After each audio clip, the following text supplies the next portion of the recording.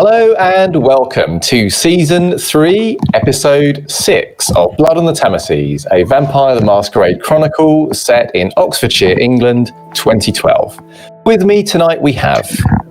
Philip Bailey playing the now mentally more stable Silas Shaw.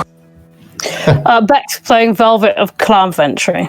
Lane playing Joan Silt, Clan Toreador. And Carlos playing Theodore Penn of Clan La Sombra. So, welcome back to the second half of Season 3. Now, observant people amongst you will note that we normally do a recap video of what has happened over the first 5 episodes, for those of you who missed out on episodes or need a quick reminder. So, if you bear with me, what we're going to do is a quick recap of those first few sessions, and then we will get back into the main action. So, if you've watched everything 100 times already, and you want to quickly grab yourself a drink, you can totally do that. But otherwise, get yourself comfortable. Here we go. So Season 3 picks up pretty immediately after Season 2, with everyone in court reeling from Prince Drogo's death. So Gansuk tells Silas that he is leaving Oxfordshire, and a grief-stricken Sir Enolf flees the court with Drogo's remains, but not before Velvet whispers rebellious things in his ear. It's worth mentioning, by the way, as I'm throwing up names, if any you can't remember who the characters are, there is the relationship map on our website. You can check out and remind yourself of the details there. So Silas then drives to London to speak to an old mortal friend called Jenny, and this is a surprise for Jenny because she thought that Silas was dead. Silas confesses, sort of, to what's happened to him, telling her bits and pieces of his true nature, but not that he's a vampire. And then he tells her that he might die again, and then leaves. And he leaves her with the address of the Haven should she need help. With the aid of the Coterie, Theodore assembles a group to go after Amago Takahisa before the Elder Ventru has a chance to recover from his injuries. This group consists of Theodore, Silas, Finn, Seth, Sir Holder, Sir Enolf, Meliore, Isabel, and Cheng Li. And Ota agrees to help them find where Amago is hiding. When it becomes clear that the hunting party is going to have to leave Oxfordshire to get Amago, Sir Holder retreats from the hunt. At the border of Reading, they are met by a Ventru called David, who challenges their entry to Helena's domain. Seth quickly gets bored with this interaction and shoots David, which suits Theodore, who quickly finishes the job and brings on final death. Amago's trail finally leads to a bottle factory, and there is a showdown between the hunting party and Amago's followers. There is drama, guns, fire, helicopters, and malevolent shadows. In the end, the hunting party wins out. Amago is killed, as is his child Naoto, but there is a cost. So Kerstag is set on fire, and she and Finn flee the scene in a terror frenzy. Sir Enolf and Isabel fail to arrive at the scene at all. Silas is put into torpor, Seth has his legs cut off, and the others all suffer minor injuries. Back in Oxfordshire, Matthew Smith, the child of Sir Francis, cashes in his boon with Velvet to get out of the country immediately. Velvet sends him to America. In return, Matthew warns Velvet that Sir Francis is coming after the Toreador of Oxfordshire, as she blames them for Prince Drogo's death. Velvet then warns Joanne that Sir Francis is coming for her line. They evacuate the Haven and go to Velvet's flat, picking up Barnaby on the way. They learn that another Toreador called Kelly has already left the city, but Alastair has not yet gone. They attempt to contact him, but they have no success. Velvet also gets a call from Mr. Whispers, who is desperately trying to reach Silas.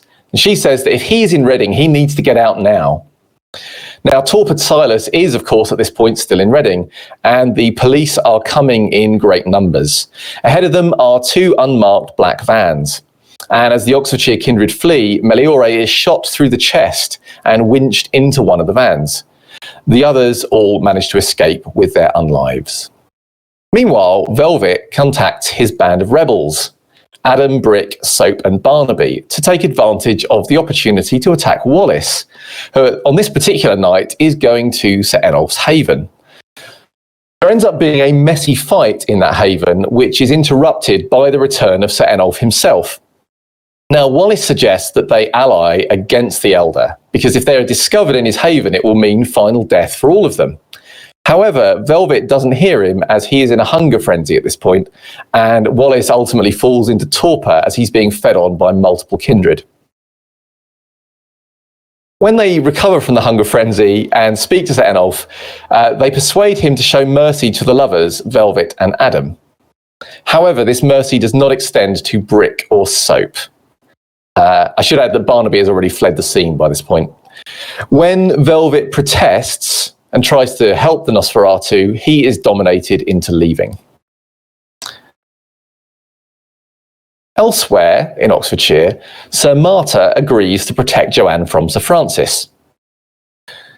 Joanne, while she's under that protection, tells Amanda of Reading that she wants her reward from Prince Helena to be protection for one kindred and one kine, at this point unnamed.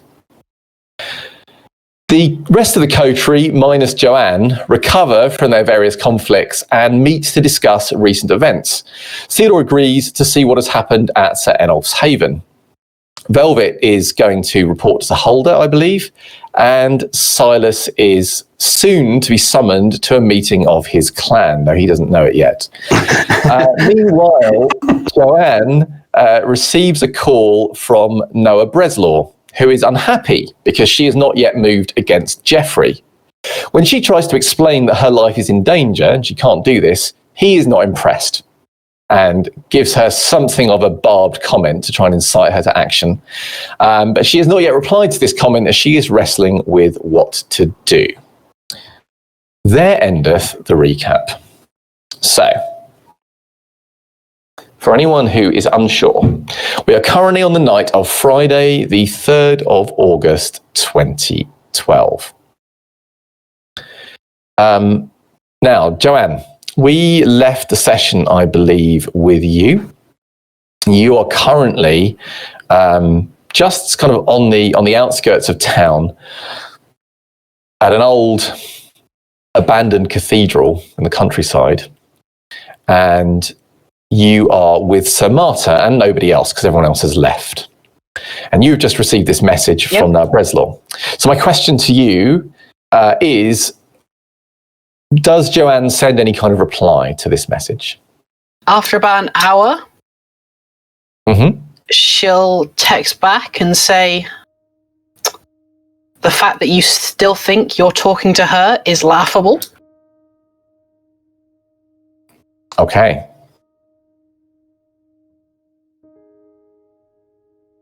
Yeah.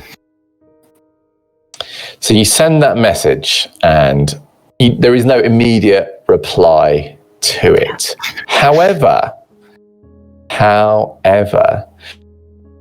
whether you consider his message laughable or not, there is still something in it which stings, because it is a belief of Joanne's that all monsters must die.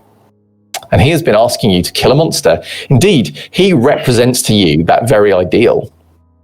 And you are not acting on that. And something in that gnaws at your soul, bothers you, that you have been asked by this man that embodies this belief of yours to do the very act of that belief, to carry it out, and that you're refusing to do so. And yes, you know why you're not doing it. It's sensible. There is a berserk Nosferatu elder trying to murder you.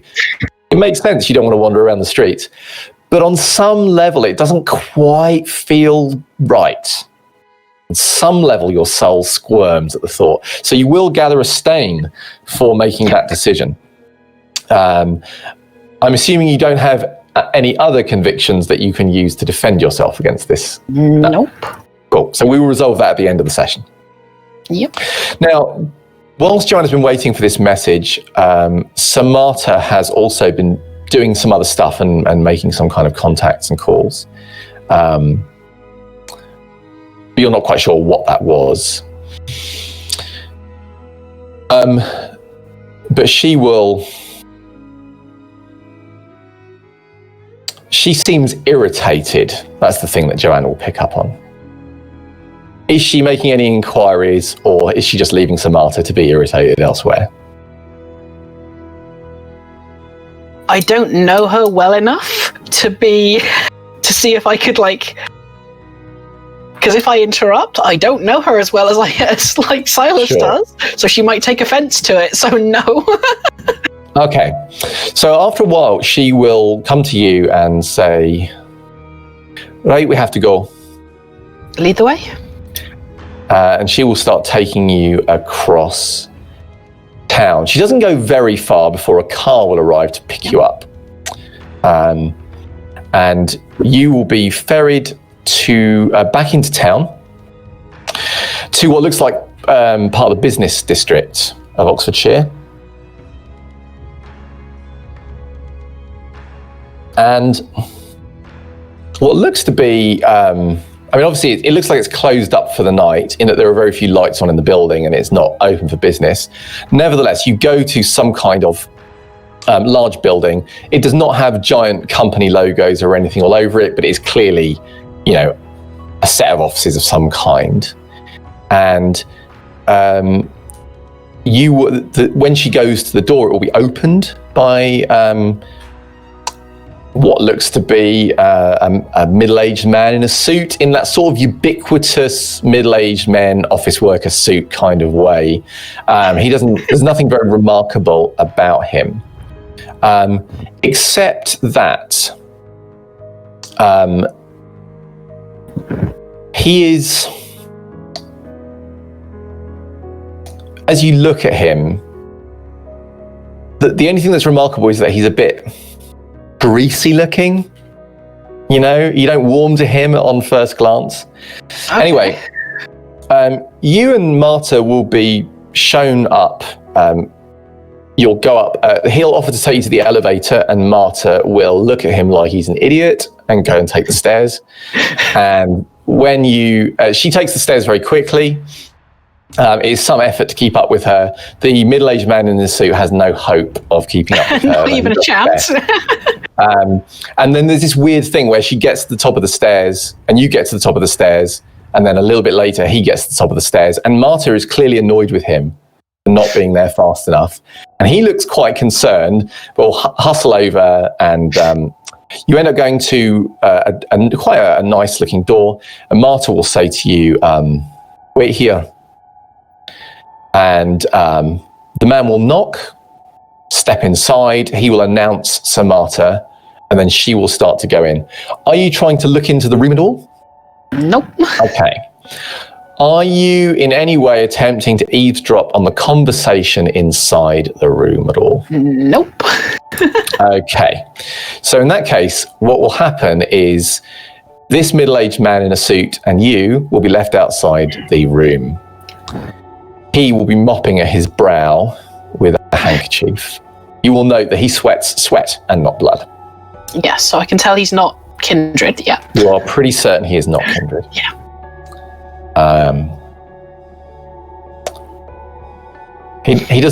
He's not trying to engage you in conversation. I'm assuming Joanne is not looking like she wants to talk to him. No. So there's this awkward moment between you where he kind of glances your way and realizes you're not really interested, and then just waits. Yeah. So this door is quite thick. I was going to say, at some point while I'm waiting, I'll text Velvet. I don't know if he'll get it at all for a while. Sure. But I'll just text him and say,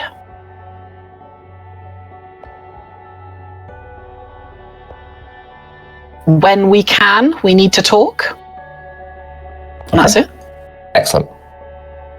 So cut a long story short, this door is very thick, and so very little conversation passes through it. You will hear Sir Marta's voice loud enough at one point to signify that she has obviously raised it significantly. Whoever is on the other side of this door is not raising their voice at all. And are you trying to make out the words that are raised, or are you not worried about it? You're not? When I hear the raised words, curiosity, yeah. Okay. Are you using any disciplines? No. Okay, just trying to listen to the raised voice. All right, so the only thing you'll catch then, you don't need to roll for this, the only thing you'll catch is the words very loudly said of your clan. But your clan! And then it goes quiet again. Or quieter. You don't think it actually goes quiet. So anyway, after a while, the door opens, so Marta walks out and closes it reasonably hard behind her.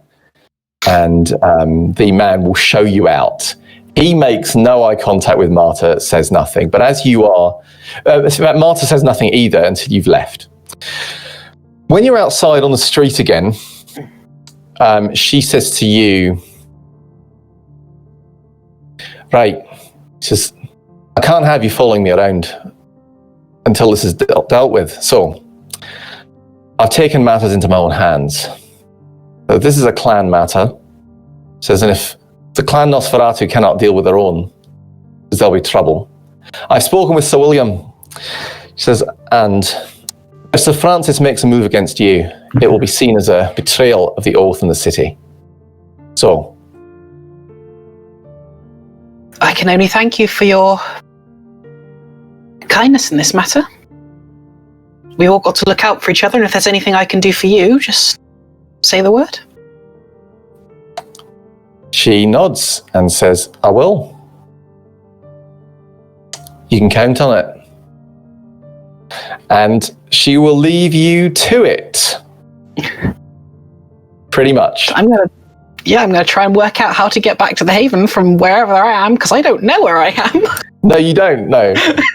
And it's a bit of a weird thing, because she just gets back into the car and it drives off. So, suffice to say, though, Joanne is no fool. She has lived in Oxford quite a long time. Yeah. She will be able to figure out, where she is. It's 2012. It's not that hard. So you can start making your way back to the Haven, and we will leave you there for a minute. Now then, Theodore, am I right in thinking you are going to Sir Enolf's? That's affirmative. Excellent. Theodore will go to Sir Enolf's house on his own. And Velvet, what are you planning to do next? Just so I'm aware. Is there anything you're doing immediately? I think that I agreed to with Theo that if he's going to Sir Enolf's, I'm going to see Sir Holder to report to her about all the shit that's going down. Excellent. Yep. So when you go, I'm going to jump to you first, Velvet, and then I'll come to Theodore and Silas. Okay. So when you go to your car, Barnaby will be waiting for you. Oh yes, because we've got a body in the car. You do happen to have a body in the car. Okay. I guess we're going to Zolder to fire my flat. Sure. Yeah. Okay.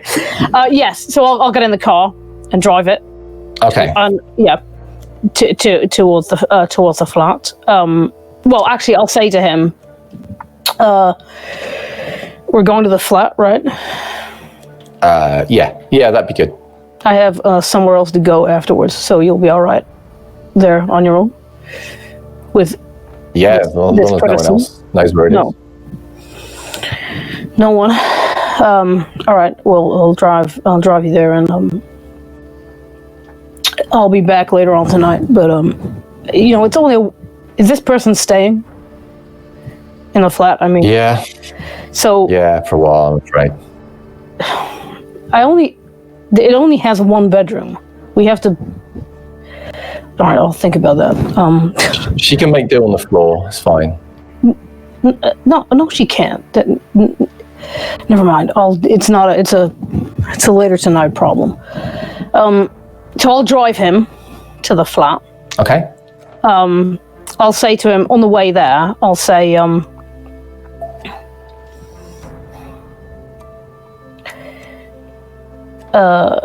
can I ask you a question?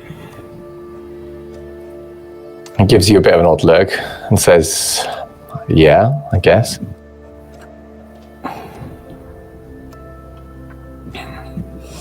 Who are we driving?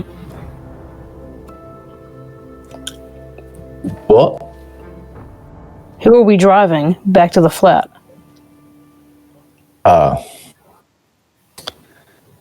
He looks out of the window. He says, my mum.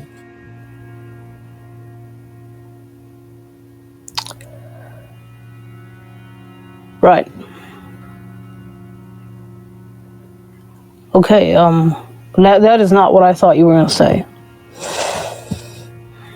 What did you think I was going to say? Well, honestly, I had no idea, but it wasn't that. I mean, I guess I thought that there was a long time ago this happened to you, so that that wasn't a consideration, right? But okay, why was she given to us to look after? Because she's a fucking idiot. Because she tried to sneak in. Listen, boy, you're gonna stay in my house. You don't talk about your mother that way, okay? Oh my God. Well, okay, fine, I won't. But look, when you've met her, you'll see what I mean. She's in this state because she tried to sneak in. She got caught. What? Sneak into the city? Yeah. All right. She probably wants something. Well, she doesn't live here. She's not a citizen here. No. She's not a citizen anywhere. Right. Okay. All right. And this whatever it is that she wants, presumably once it's dealt with, she's got someplace to go or not? He shrugs and says, I have no idea. But you're not bothered? I mean, why are we driving her back to my flat if you're not bothered?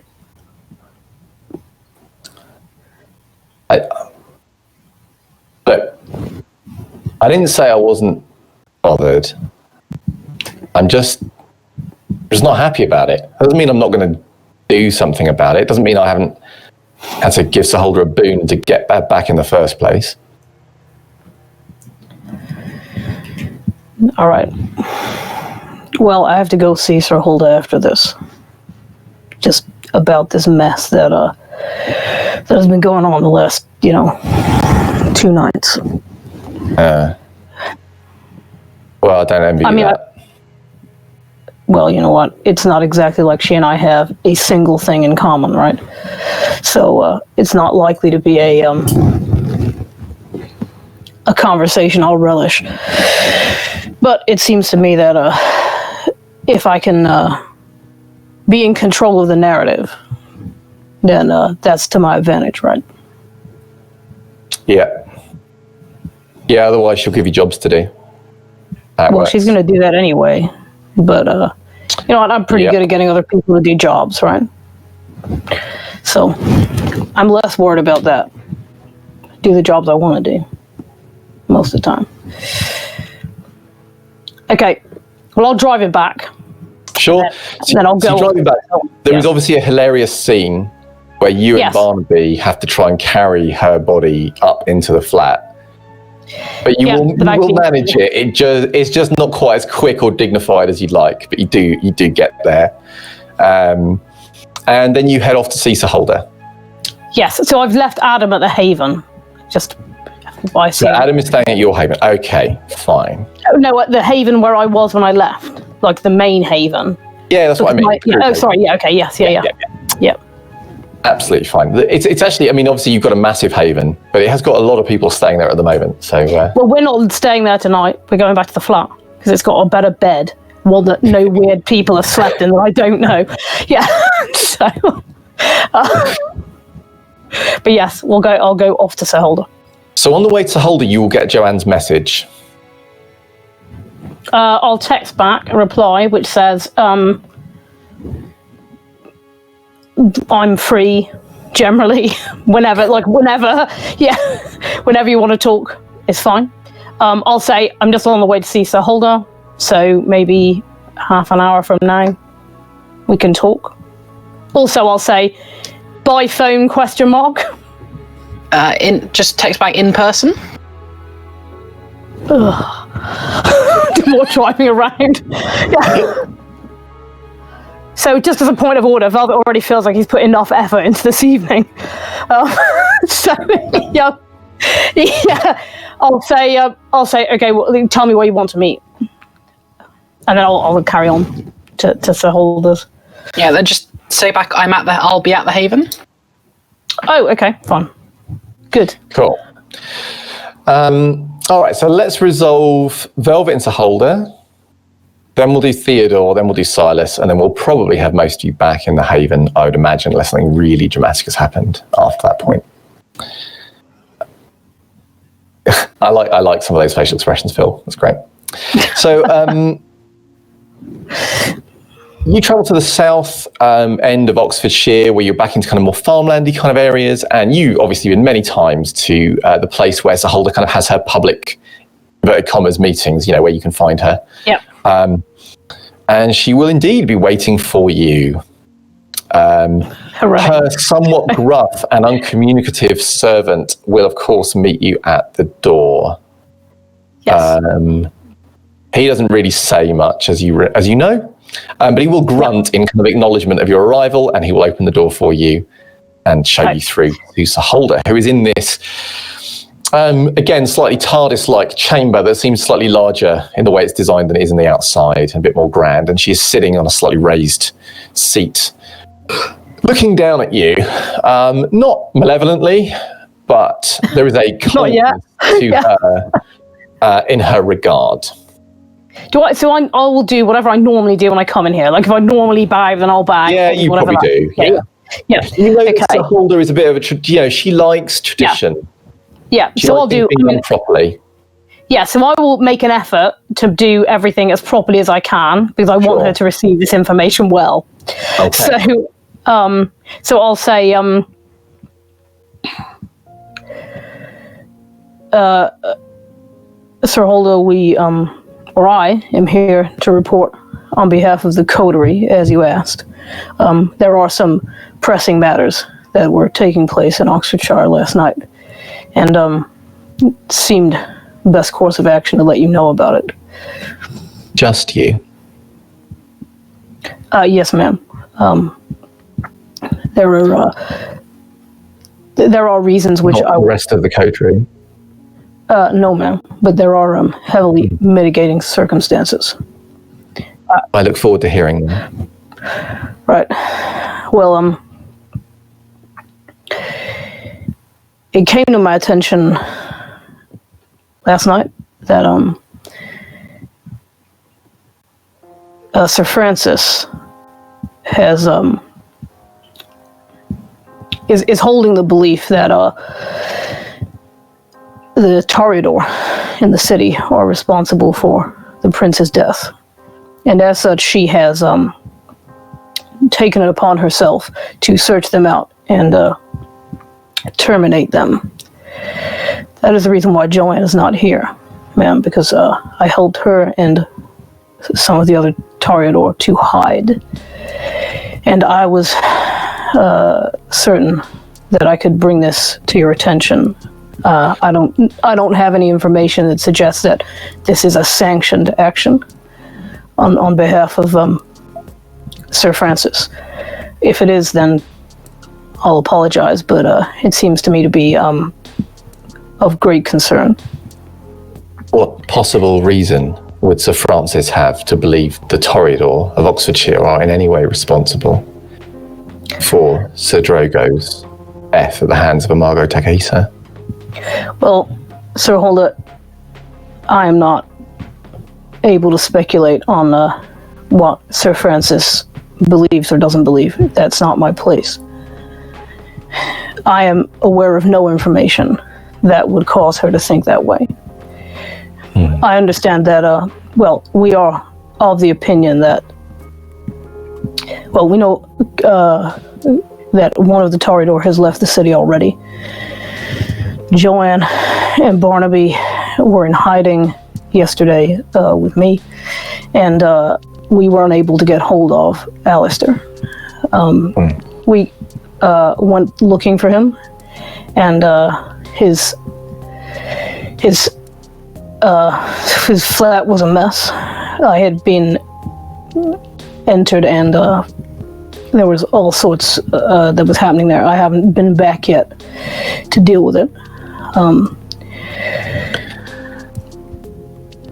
She says, on the matter of Sir Francis, there is no prince to call a blood hunt at present. Neither is there a recognised prince to hold Elysium. However, south of Oxfordshire remains mine, and you remain the Veem of the South. Right. If Sir Francis chooses to hunt those under my protection, then I expect you to delay her by any means that you can, and summon me in the first instance. I will deal with her personally. I will make sure to do that. The other matter, which is outside of Oxfordshire, but explains the absence of the other two people, is you're aware that there was a gathering of people who went to search for Amago Takahisa. They returned, having found him in Reading. But Silas Shaw was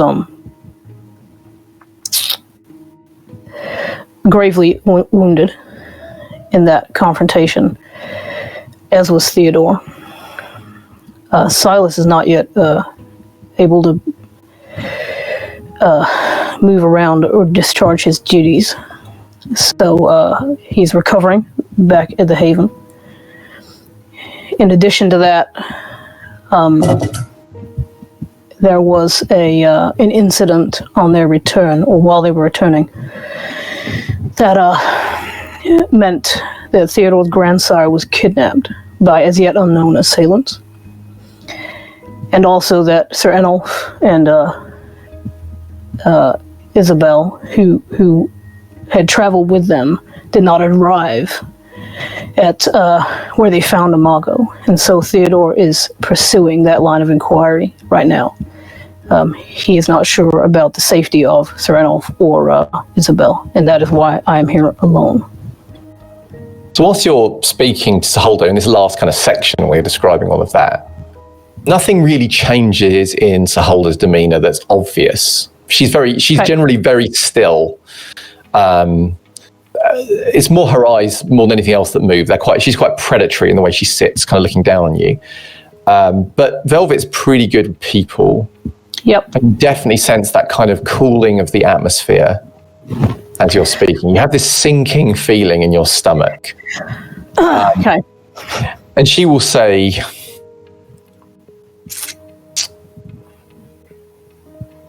this hunt continued into the domain of Reading. I'm given to understand that, yes. And there are many kindred of Oxfordshire who have not returned, and many others who are injured. That's what I understand, yes. The hunt was successful? Very. He was eliminated, as were, I think, all of his retainers and his entourage. And was sanctioned by Prince Helena? I'm afraid I don't know the answer to that. Her eyes narrow a fraction, but she doesn't say anything. And about that. And then after another pause, she'll say, and is it your assessment that the price paid for the hunt was worth it? Absolutely.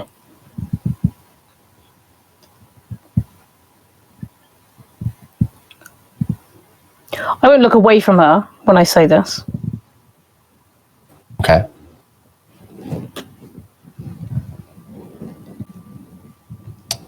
She says,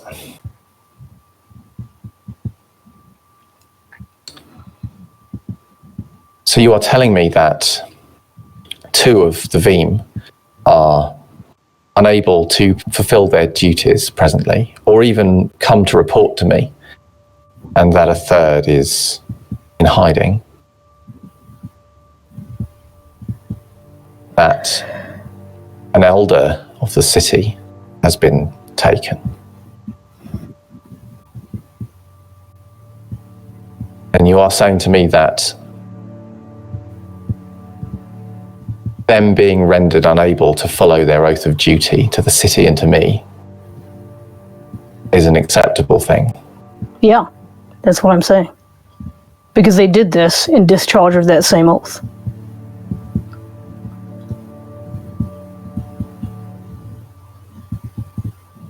She looks like she's thinking about this.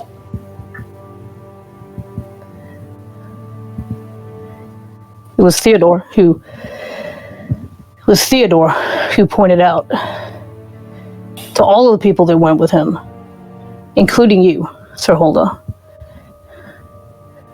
what it was that had actually occurred. He was the one who drove that message, that we wouldn't stand for this, for the way this was done.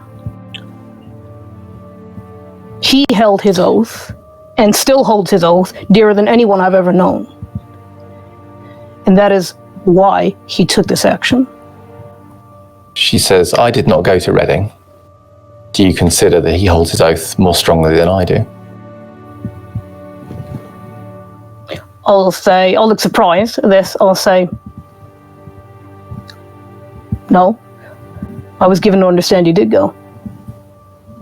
Or rather you went. Do you know why I did not go to Reading? No.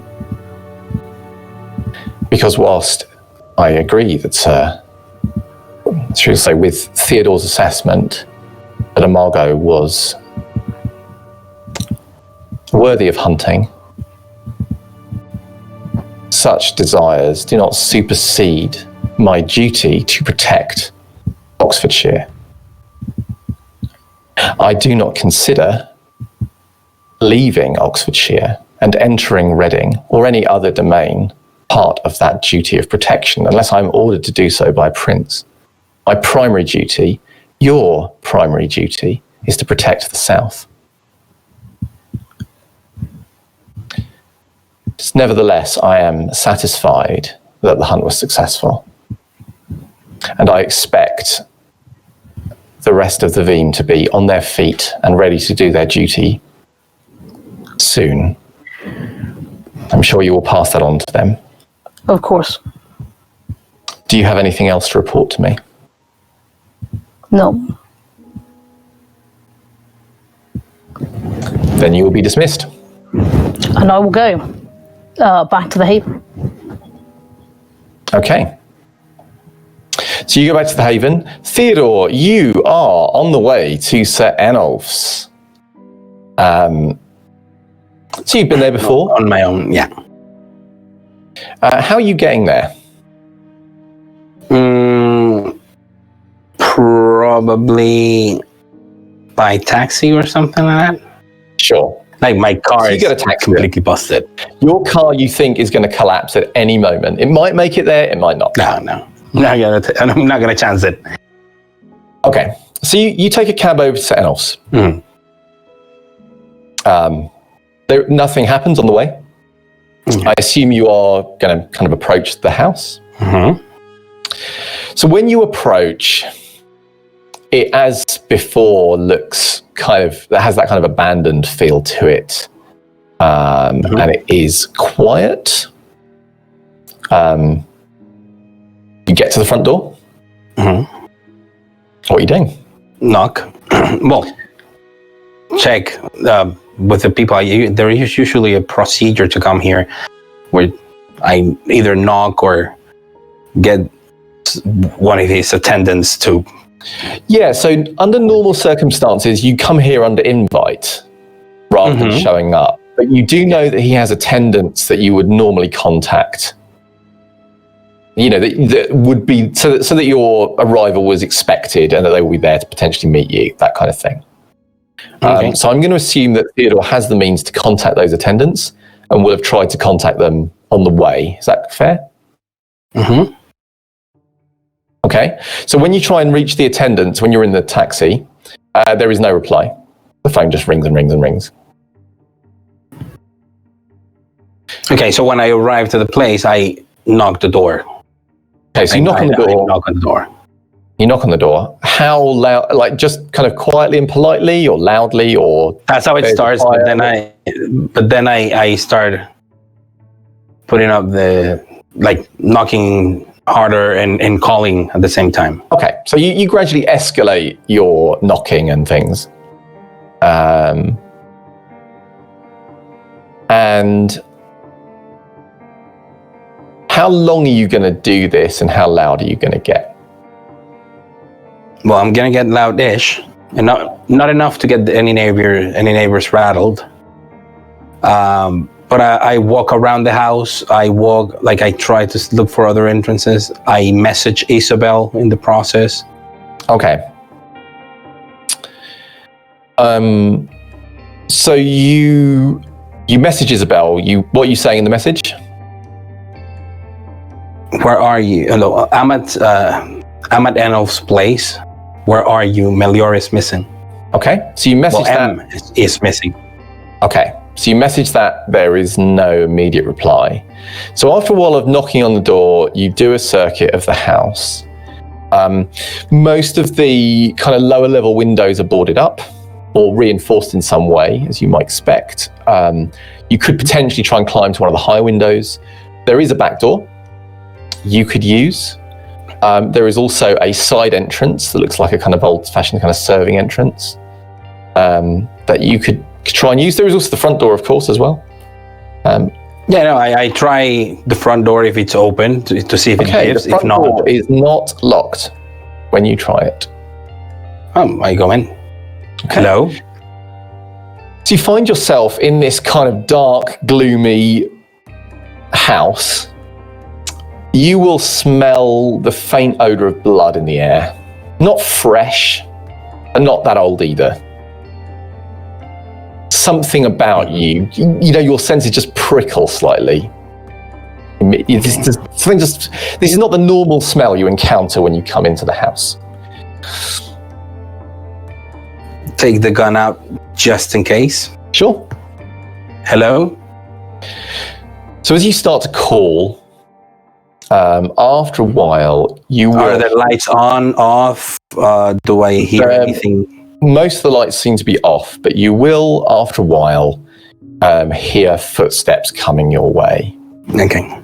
Yeah, I will be turning on lights as I go. Okay, so maybe you start turning draw on attention. So you'll probably be in one of the hallways when Sir Enolf and Isabel will come out to meet you. Sir Enolf is wearing, as far as you can tell, the same clothes that he wore the night he came onto the hunt.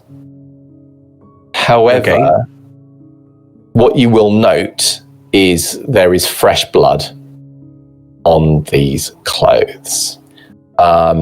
He is carrying he's not carrying anything actually. But you will note that there is, on his right hand is covered in a reddish sheen that kind of goes up to his wrist. And glistens. You're not sure if that's where the smell of blood is because you think there was maybe almost too much blood. Oh, sorry, that's the other thing you will note. There is when you first came in and you were going down the hall, turning on the lights, you will have noticed there is like a blood trail on the floor. Okay. Which has dried up quite a bit now, but it's not completely dry. Isabel looks fine, looks calm and composed, looks very much like herself. There is no blood on her anywhere. Okay. Enolf looks slightly irritable. There's a moment when he first looks at you where you don't get that normal kind of spark of recognition. Like he looks at you like you're an intruder. Oh, but you are. He looks at you like you're an intruder that shut up in his house, but he's not like, oh, hello, it's Theodore. There's like a moment of a flare of something and then a frown on his face. And he kind of tilts his head slightly and stares at you. Sir Enolf, Isabel, I'm glad to find you both in good shape. What are you doing here? When you didn't show up. Keep coming here. Uninvited. Well, you'll see, Sir Enolf, when you failed to show at our hunt, the one you said you would accompany me to. I got worried. We dispatched Amago Takahisa, and he now is dead, without your help. But then I made it my utmost importance and priority to come back and see what had come of you. What could have kept you behind such a glorious battle? Only to find out through the voice of my coterie mate, Velvet Riley, your great-grandchild, that Sir Wallace Benoit had tried to ambush and kill you? I do not understand the details, but apparently through some of Velvet's friends, it was apparent that Sir Wallace had come here with bear traps? Did I hear correctly, Sir Enolf? Did your grandchild try to take advantage of perhaps a wounded Enolf von Fassenheim after a battle with Amago Takahisa? I have been very worried, my lord. I apologize if my intrusion gives you trouble, but I've been troubled ever since you failed to join me in arms, as we all said we would. Do not say that word to me. I did not fail. Then please help me understand, my lord. Why didn't either of you show up?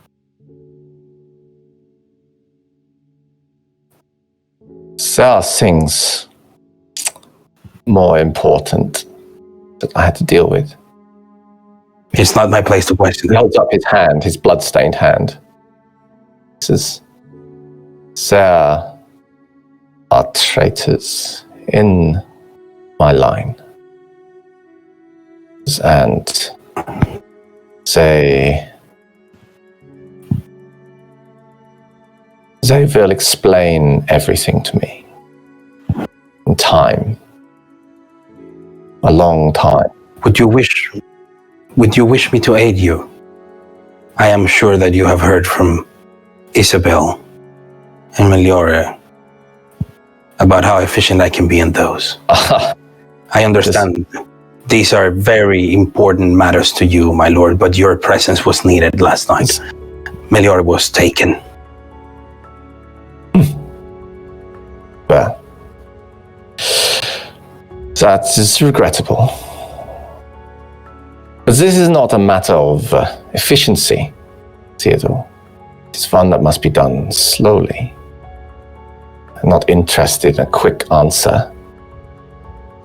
Quickness is not what he deserves, or any of his foul accomplices. Accomplices? I was under the impression that Sir Wallace had acted on his own. He shakes his head. Perhaps with... He says, there is vermin in my home who came without invitation. And I will learn their secrets too. In my own time. Could this be the Nosferatu that informed Velvet of traitors in your line?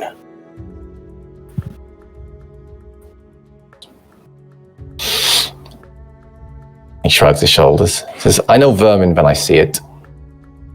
I am sure you do, Sir Enolf, but perhaps your anger is clouding your judgment. Apologies if I speak out of turn, but...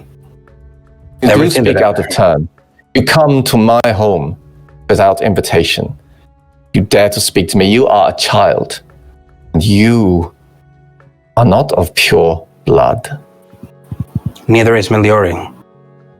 And now she's being held by somebody. Yes. How do you think the rest of Oxfordshire will react when they know she is not of your line? We need to rescue her.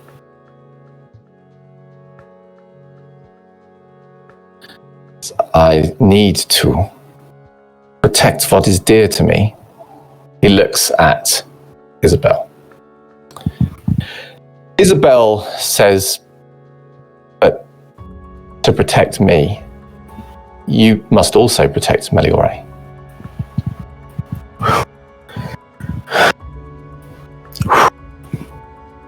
He looks from her to you and says, why is this? Why would I need her anymore? I've suffered her long enough. Serenolf. What does she give me now? Serenolf, she has given you a bloodline, perhaps not of your own, but one of true loyalty and dedication. Have we ever, Melioria, Isabel, or myself, done anything against you and your wishes? Have we ever gone against you? Or the Oath, or Oxfordshire? We might not be true Ventru, my lord, but we have been faithful and loyal to you. And it's out of loyalty when I say those vermin actually helped Velvet stop Sir Wallace. And Meliore needs to be rescued. We might not be of your blood, sire, but we have your interest as our first priority. Because your actions do you credit, Theodore. This is true, but and then he starts to mutter to himself. And as he does so, Isabel will say, I did not tell you this before, but it is Meliore that protects my soul. She is the one that keeps the darkness from it. That is why we need her. And he kind of looks up sharply at that.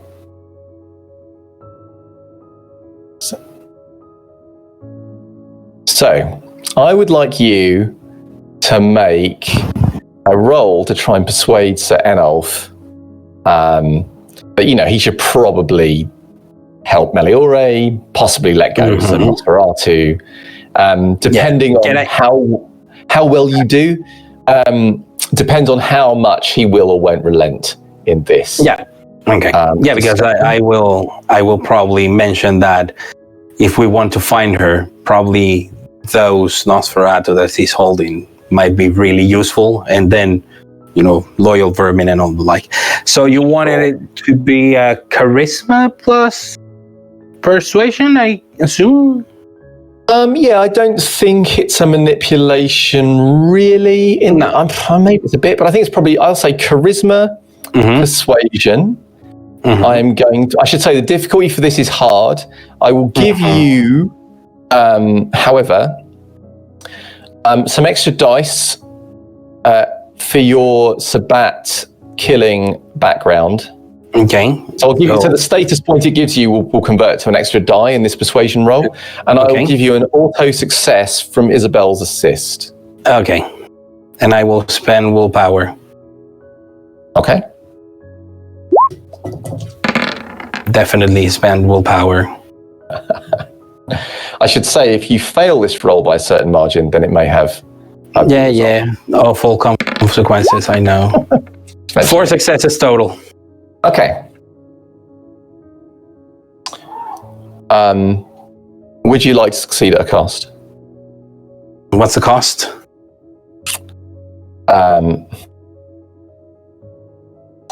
So the cost... So I should say you've got a basic success,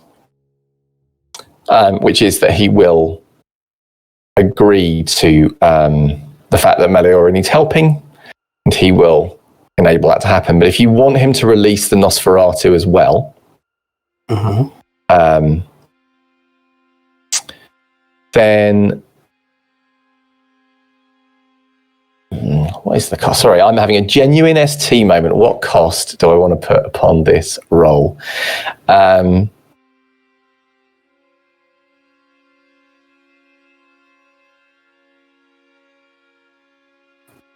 No, I curses. I will consider it. So what I will say for the moment is that he will react like this.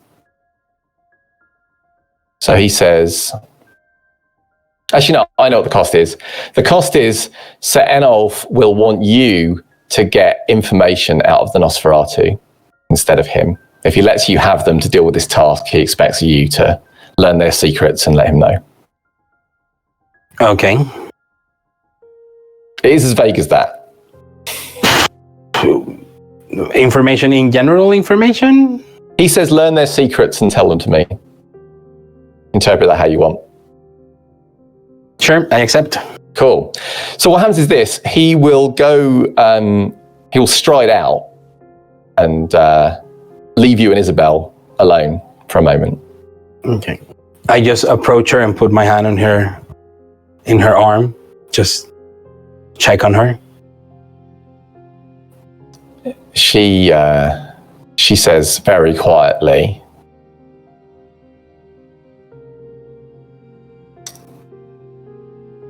"This can't go on much longer." I know. He's torturing Sir Wallace and the Yes. Nosferatu.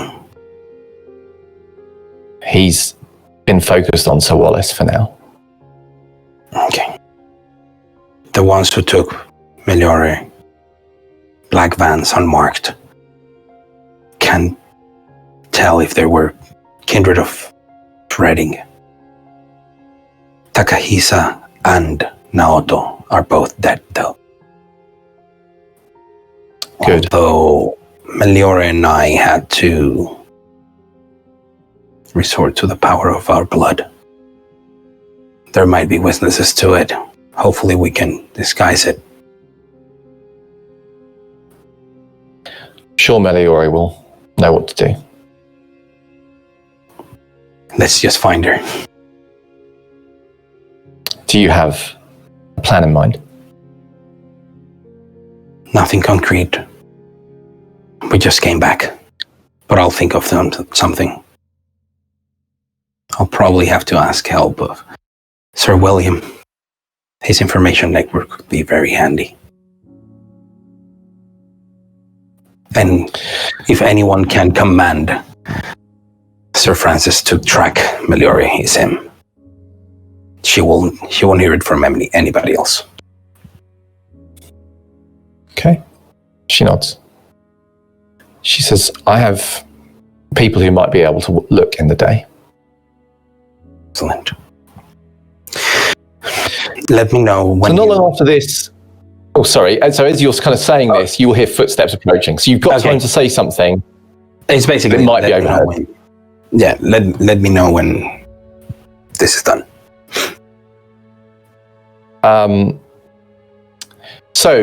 Brick will come in. He looks a bit unlike himself, as in he just looks a bit glassy-eyed. And he's carrying soap in his arms. You'll notice that she is missing one, from below the knee, one of her legs is missing. And she looks conscious, but she ain't saying nothing. She's staying real quiet. And she's sort of clinging on to Brick. Brick, though, seems kind of unaware of her. The other thing about Brick that looks a little bit different is you will notice what looks like a bit of fence post has been stuck into his head. Where he has the dent, someone has stuck a bit of wood in there. He does not seem to be responding to this, however. Okay. And he comes walking up to you, and then he just stops in front of you. Shortly after this, Sir Ranulph will come in. And he says, "Take them, find her, see that she can resume her duties." And he looks at Isabel. "I will not have her soul threatened." He says, "This thing she does, is it something you can do?"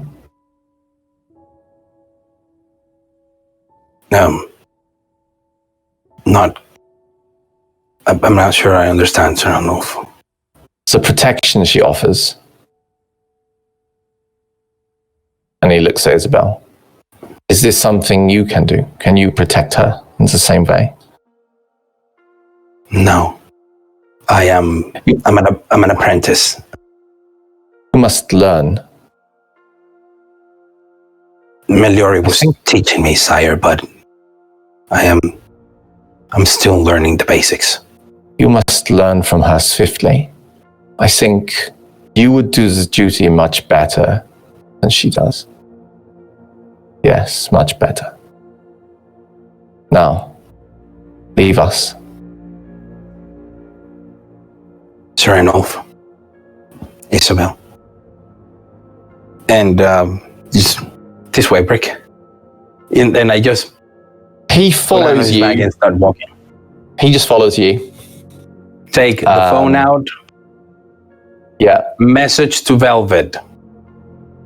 Yeah. Urgent. Come to Sir Ranulph's place. I text back. Silas's car is here to send text him where it is because I left it at Sir Ranulph's house. Brilliant! I walked to Silas's car and started looking for the spare key. Oh my god! Thank you. Yep, You're okay. amazing. And I take brick and soap into Silas's car, and I take Silas's car back to the house where it should be. So you start driving them back. And it's at some point in this journey that very slowly Brick's eyes kind of unglaze and he starts to blink. I should say it's quite hard for him to get into the car, partly because he's got a big Mohican and partly because he's got a big bit of fence post sticking out of his head.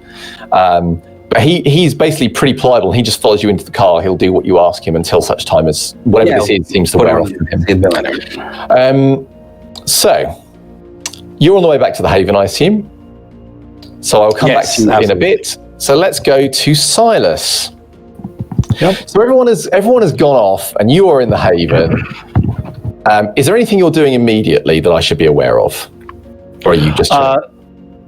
What time is it? We're a little way into the night because I think this is the night where people kind of came back from various places after kind of staying over. So this is the same night, I believe, where you had like fed and sorted out the mess. So it's probably about 1 in the morning, 2 in the morning. It's big night. Send a text to Jenny. Send that. I'm okay. We'll call to arrange a meeting. Okay. At some point. And then I go to the garage. Yeah. And get under someone's bloody car. Okay, so so you find this sad little car in your garage that has been pretty brutalized, and a bit of your heart breaks. And I see if I can fix it. And you start working on it. It's a fair job, but nothing you can't handle. So you're part way through this, you're a little way into this job, and it's quite nice. You know, you're kind of lost in the craft of what you do. Your hunger's not too distracting right now. Nope. And there is a sort of a comfort and a peace of mind that comes with this kind of work. So perhaps it's not ideal when you're interrupted a little way in by Lance. And he says, excuse me, sir. Ow. Pull stuff out from the car. Yeah. He says, there's someone here to speak with you. Who is it?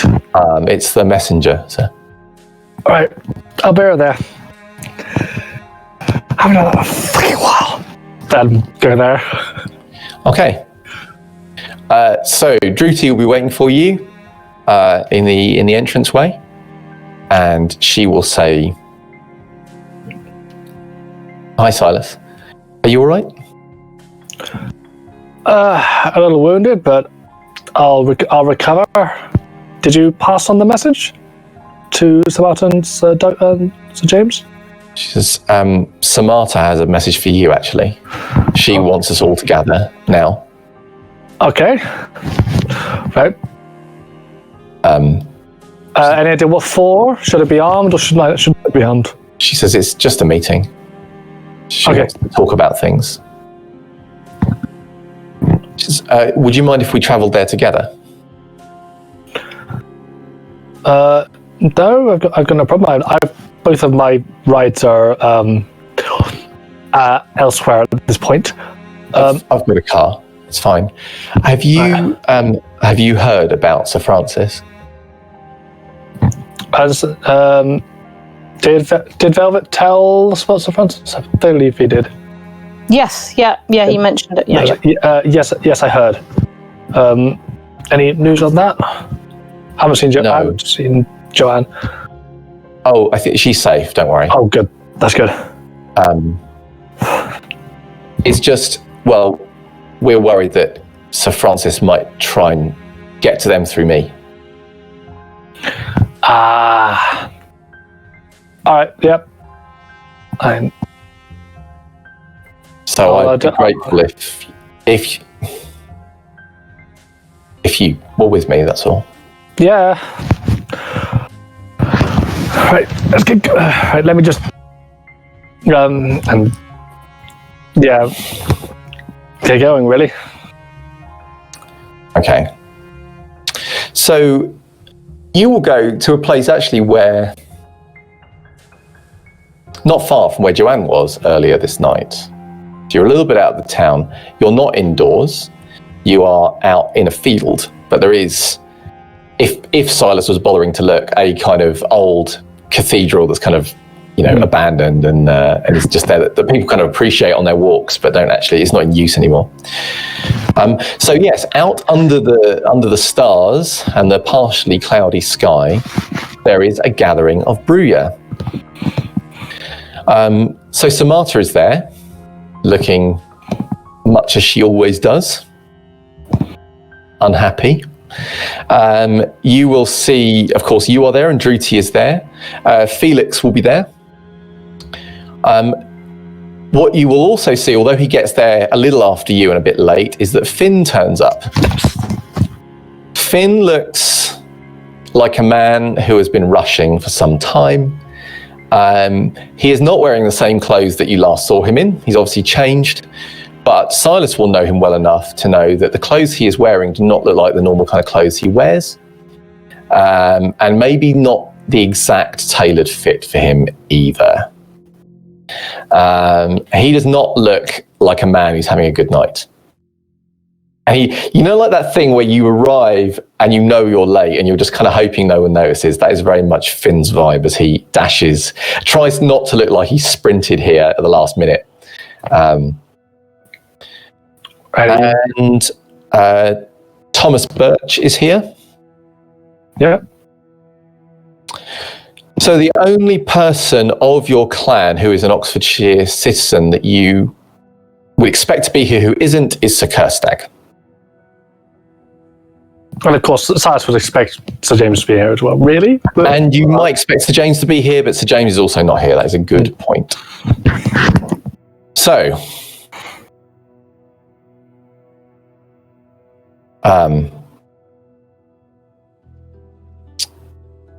Marta looks around at you all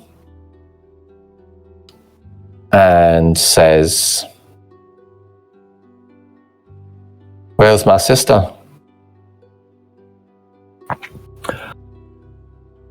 Last I saw of her, Samata, was her taking a flaming shotgun round and being set on fire. Finn says, "Aye." She says, "And then what? Did she meet final death?" That I do not know, unfortunately.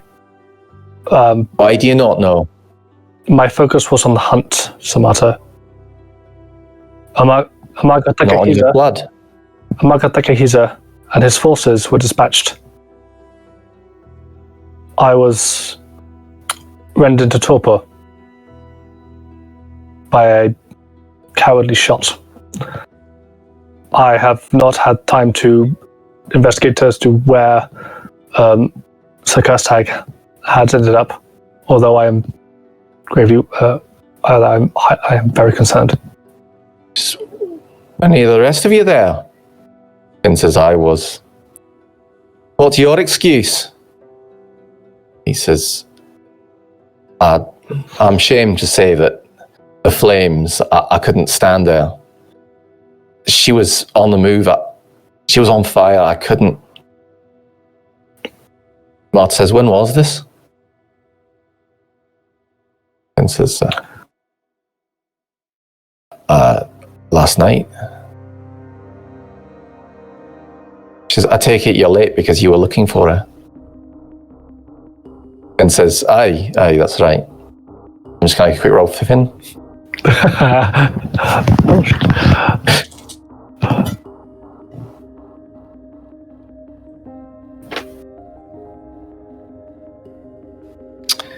There's a moment passes between them.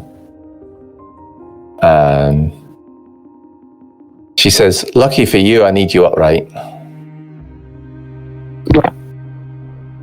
And then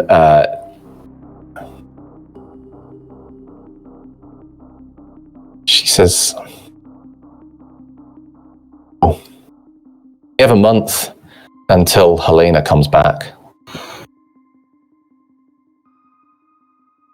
I understand that some of you have different views about what should happen.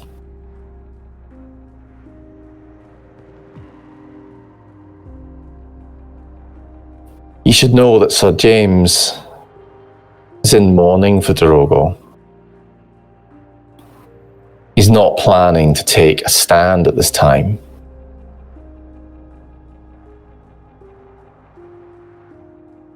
I'm sure you know that I have strong feelings about that. I won't voice them here. But I'll tell you what I intend to do. I intend to make sure that this..." She shakes her head. "This kindred that claims to be of our clan, but is certainly not of our blood, does not simply waltz in and take this city.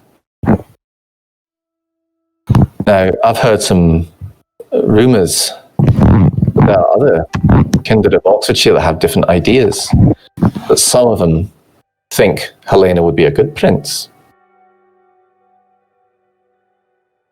They're wrong. Now, others that think maybe Sir William would make a good prince. Maybe he would. He would not make the best prince. So,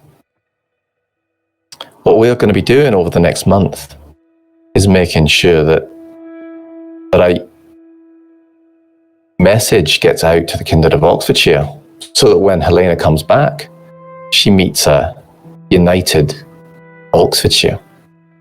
Now, I'll be speaking to the knights myself to make sure that they understand the situation. I'm sure they will have plenty to say, and I'm not going to like it. But there's more than just knights in this city.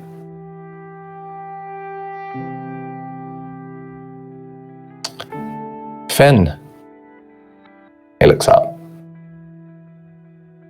"seeing as you've taken my sister, your sire, at a time when I needed her the most, maybe you can make it up by finding more support for our cause.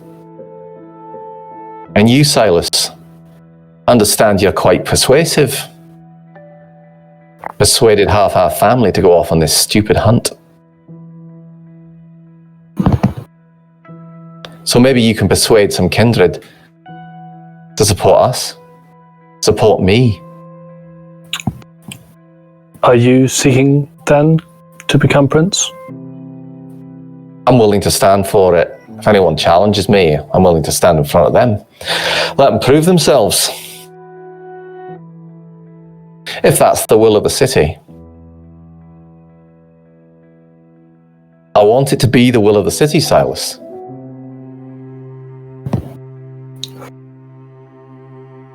I would have rather my sire done it. He's got his own problems, it seems. But you're just going to have to make do with me, aren't you? You happy? Can you make do with that? She looks around at the rest of the Bruya. What about the rest of you? You're very quiet. It's not like you. And Druti says, "I still serve city."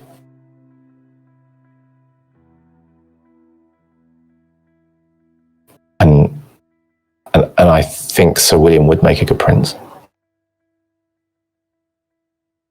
She says, "Well, you're entitled to your opinion, even if it's wrong."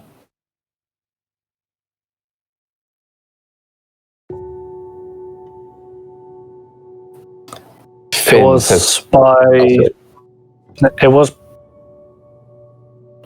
Prince Drogo consented to this duel. Prince Helena, although going through a dishonorable route, did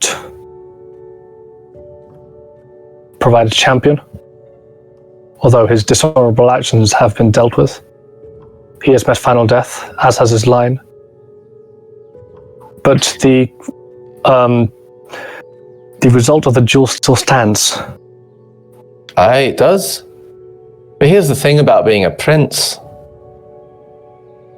You're only a prince as long as you can hold on to it.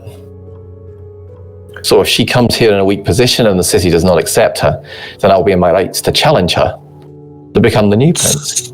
So, I have an idea that may weaken, or if it goes the way we do not want, enforce her position. I'm listening. She does not know of our ways as of Oxford,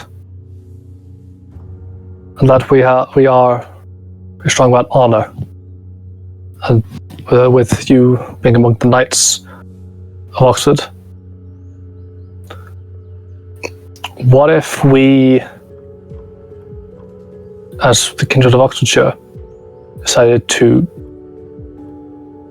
put some tests to her, see if she can prove herself, knowing our ways, some courage, and a test of arms,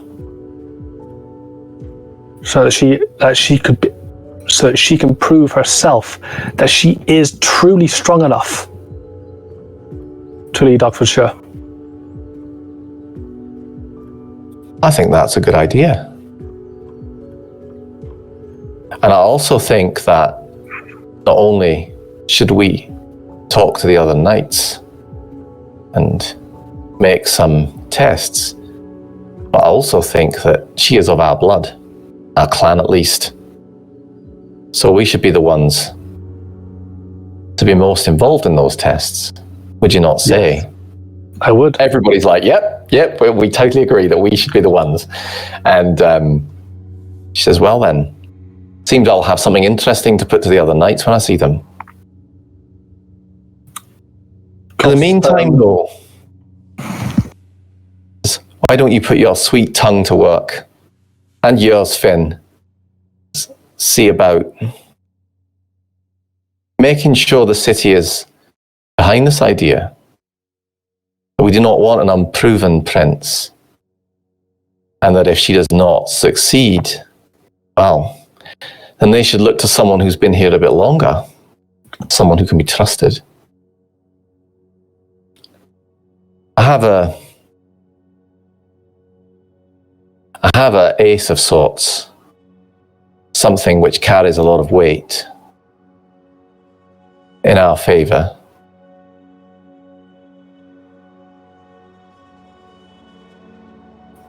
A long time ago, when Sir Thomas was here, he was considered, though not the prince, the one that most held the oath in his heart. Indeed, the prince gave him a gift and named him the Heart of Oxfordshire. But there came a time when Sir Thomas chose to leave Oxfordshire. But before he did, he asked his clan, his line, to bequeath that title upon another, one that was worthy in their eyes. She will pull off a glove and show you she is wearing a ring. She says, "This is the Heart of Oxfordshire. As an I hold it."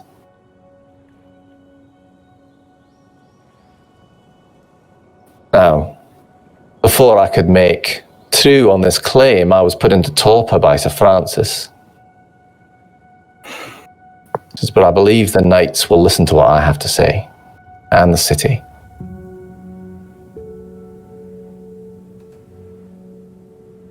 So, even though Sir James is not with us, That does not mean we will be silent.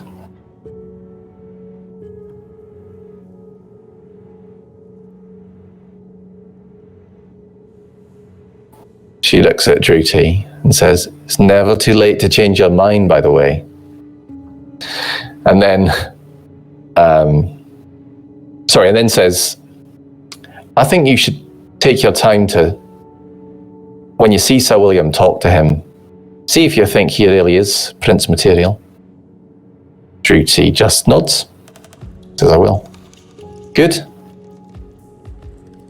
Right, anyone else got anything else to say? She says, in that case, she says, Felix, Druti, we are going to find my sister.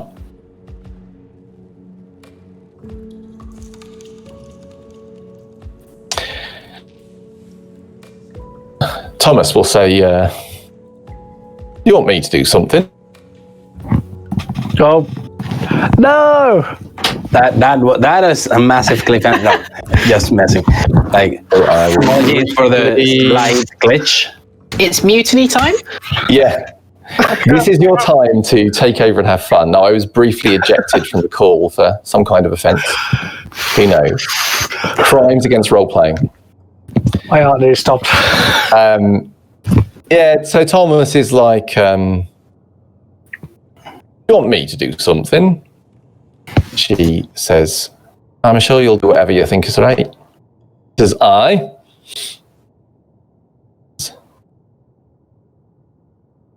think if you do test her in the end, and she is successful, then you'll have to honour her.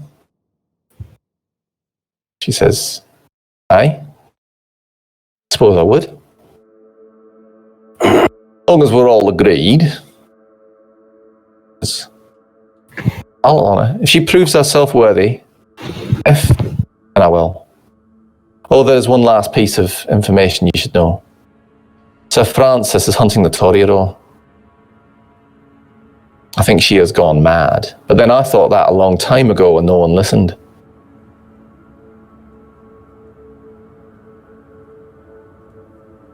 It's my intention to deal with her when the time comes.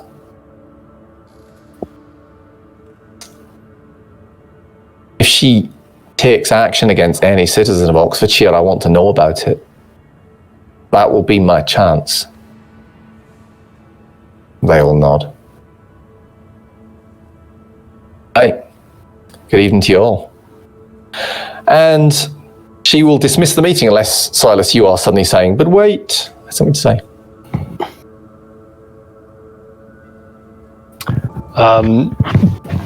No, I think Silas said all he's going to say for that. So as things are breaking up, Finn will come over to you and put a hand on your shoulder and says, I'll clap his shoulder as well. Says, are you all right, Silas? Wounded, but I'll recover. You? My pride, mostly. We got him. Aye. I'm glad to hear it. You have to tell me the full story.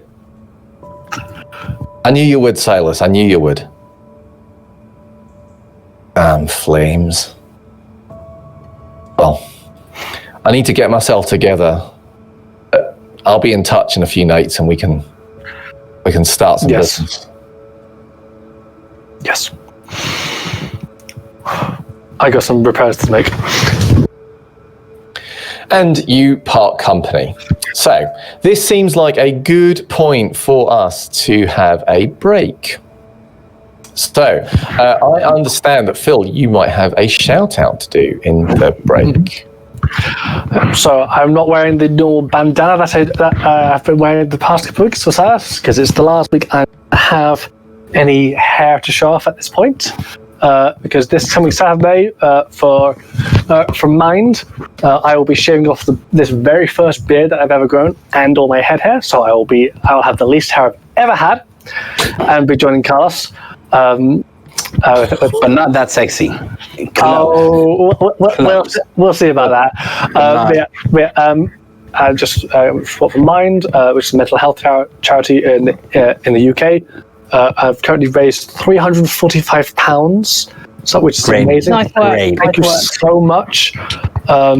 Again, I have quite a lot of people with this, and I'm then going to be considerably cool though. Yeah, it is.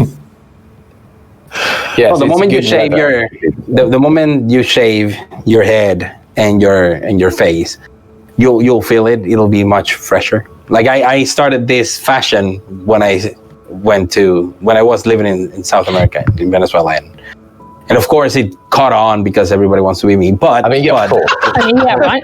I would say I don't recommend doing it in February. It's much colder. Funny thing, it allows me to put my beanies better, because if I have a little hair, it feels like Velcro, and it's kind of painful to put them on enough. So it's better to shave my head. I'm guessing I'm going to sign that up. This is an educational stream as well as a role-playing stream. We'll get it all covered. What can we say? So I believe there is a very brief relationship map update. Yes, there is. The relationship map update is that I have added the piece of art which was done by Cedar for Inspector Bridget McAllister, who was a character that was named by Ghostbat. So thank you, Ghostbat. That's fantastic. So that was the update for this week. Thank you very much. So I have a couple of bits of business before we go to the kind of breaky bit of the break. The first one is I'm going to give myself a shout out, which feels very un-British and controversial. But as some of you may or may not know, when I'm not doing this stream, I am an author and I write books. And my latest trilogy is called the Deathless Trilogy. And the first book, no surprise, was called The Deathless. It looked a bit like this. Covers by Chris Tullamp Cape. And then the second book came out called The Ruthless, which looks a bit like this.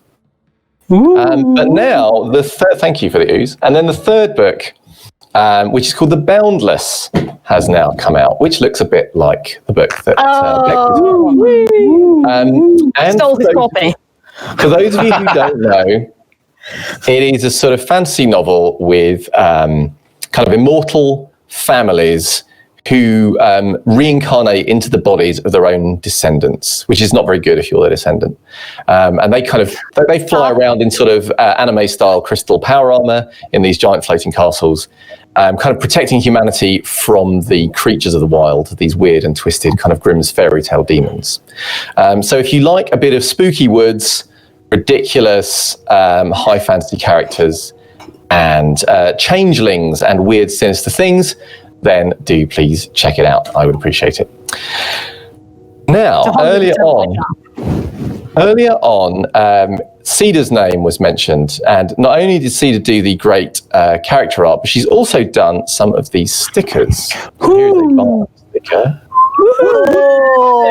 Hey. Now the Barnaviches are gonna love this. And here is a Moses sticker, if you remember this guy from Blonde. For the OG followers. So we are going to be giving away these stickers each week. If you are watching us live and you would like to get your hands on one of these stickers, if you spam me in chat, then one of you will be chosen by a highly arcane means, and we will announce the winner at the end of the episode. If you are watching us on YouTube, then feel free to spam that into the comments of this episode, and we will at some point also do a YouTube bit of love as well. So yes, I'll give you one more time.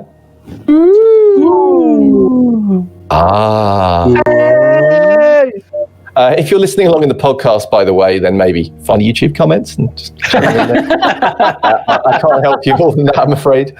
But that will be coming at the end of the episode. So as we left our vampires, they were all kind of reconvening one way or another back at the group haven. So that is where we're going to pick things up. I'm going to assume, am I right in assuming that you are gathering as a group, or are you very much not gathering as a group? Well, I want everyone as a group because I need to tell them what Sir Holder said. So I will encourage that. Yeah. In that case,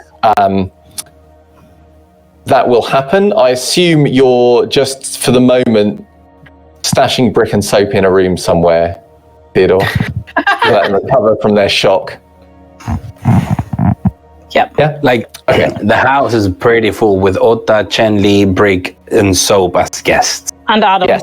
Don't forget Adam, or I will actually murder you. Well, I thought you were spending your nights at the. We are, but he's here right now. Okay, yeah. No, I'm talking about people who are staying over. Okay, yeah. So we are quite close to the end of, there's not a lot of night left when this occurs. But yes, you are all gathered together. Over to you. Okay. I'll greet everybody. I don't know at which point, what order we've turned up in, but I'll say I gave a report to Sir Holder, and there are a few things forthcoming out of that it's useful for y'all to know. But probably the most pressing of them is that she is going to expect all of us to show up and report tomorrow. She was not really super happy about the fact that it was only me, but I gave her the extenuating circumstances, and as far as I can tell, it's okay. But she wanted everyone tomorrow, so just plan that into your schedule. I told her about Sir Francis, and that is a little bit more problematic because although she is of the view that if Joanne or anyone is attacked whilst they're in South Oxfordshire by Sir Francis, she says we're to get hold of her and she'll come and deal with it. But we have to delay Sir Francis, and I have very little chance of doing that. So I don't quite know how that goes, but that is the update, such as it is. So anyway, how was all your evenings? I'll sit down next to Adam, or on top of Adam or something. Is Adam in the room for this? Oh, I don't know. I mean, I won't have kicked him out. If someone else has, then we can go round and round. I wouldn't have kicked him out either. Fine. He will then he will just sit like someone who's sort of comfortable, but also this is not really his group. But he will sit happily enough for the next of it.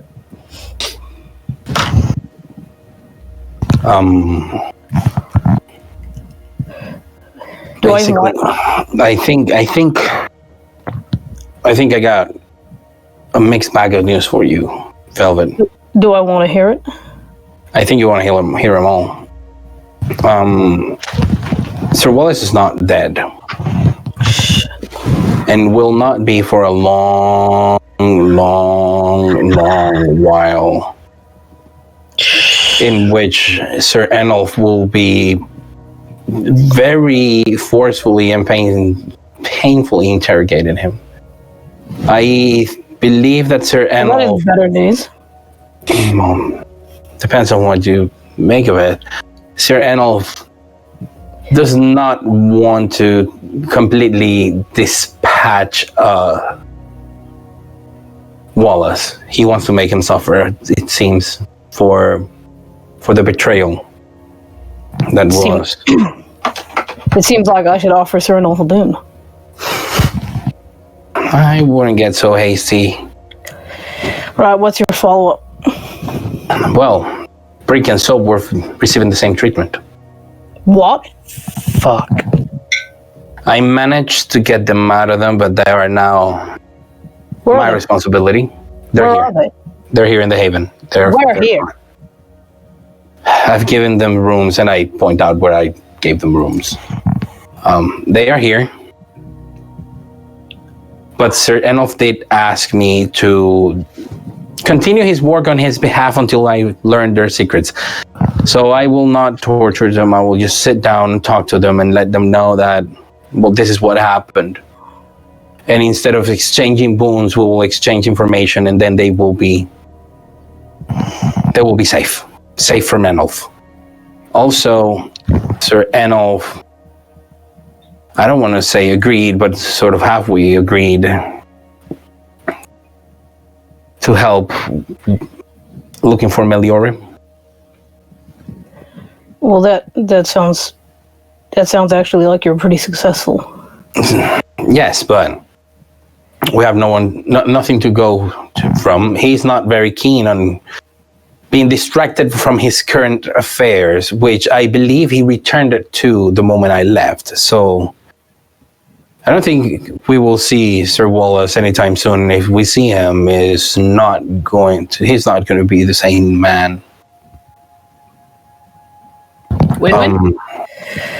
Well, that sort of depends. I have been in your position, Velvet, and sometimes you don't want to see what they can become. Just a friendly advice. I don't want to see it. No, that's why That's smart. So other than that, I am yet to secure a conversation with Sir William. Perhaps I can ask him to intercede on our behalf with regards to Sir Francis. I think anything that can be done in that regard is helpful. I believe Sir William is a good So man. William knows. What? Sir William knows. How does he know? As does Sir Marta. She does. And Sir Marta's already agreed that this is a problem, so to speak, and if is she gonna go looking for her? She won't go looking for her, but if any of us of my line we find or discover doing anything, Samantha has requested that we pass on information to her, so Samantha would deal with Sir Francis personally. I swear to God, if I get as old as them and as unproactive as they are, given all of the shit they can do, just fucking kill me. Samantha, I have to agree with Velvet on this one. They Silas. resolve this problem immediately as soon as they take action. They have all of the words and none of the fucking actions. Samantha at this point is looking for her sister, Sir Kerstag, who has not returned. Finn has returned. What happened to Sir Kerstag? Is he okay? Finn seems fine. He looked like he was rushed a bit to get to the meeting, but last I saw of Sir Kerstag, she was on fire. Yeah, me too. So She was shot with a shotgun I used to blow Naoto's face off. yeah, bastard. But, so yeah, as much as I agree that they need to be more proactive about it, I can understand her wanting her sister safe. But they are all putting caveats on this. Everybody. And Yes. all the while they're doing that, the Toreador are in danger. All the while. Yep. And actually, in point of fact, the last action that the prince took before he died was to reinstate them. Yep. So actually, one might argue that there is something of a memoriam of him and his oath in this city in carrying that out. Sorry. No. Don't apologize, Velvet. No. I think you're speaking the truth. I mean, Sir Holda is being... Ask for this help or support or information.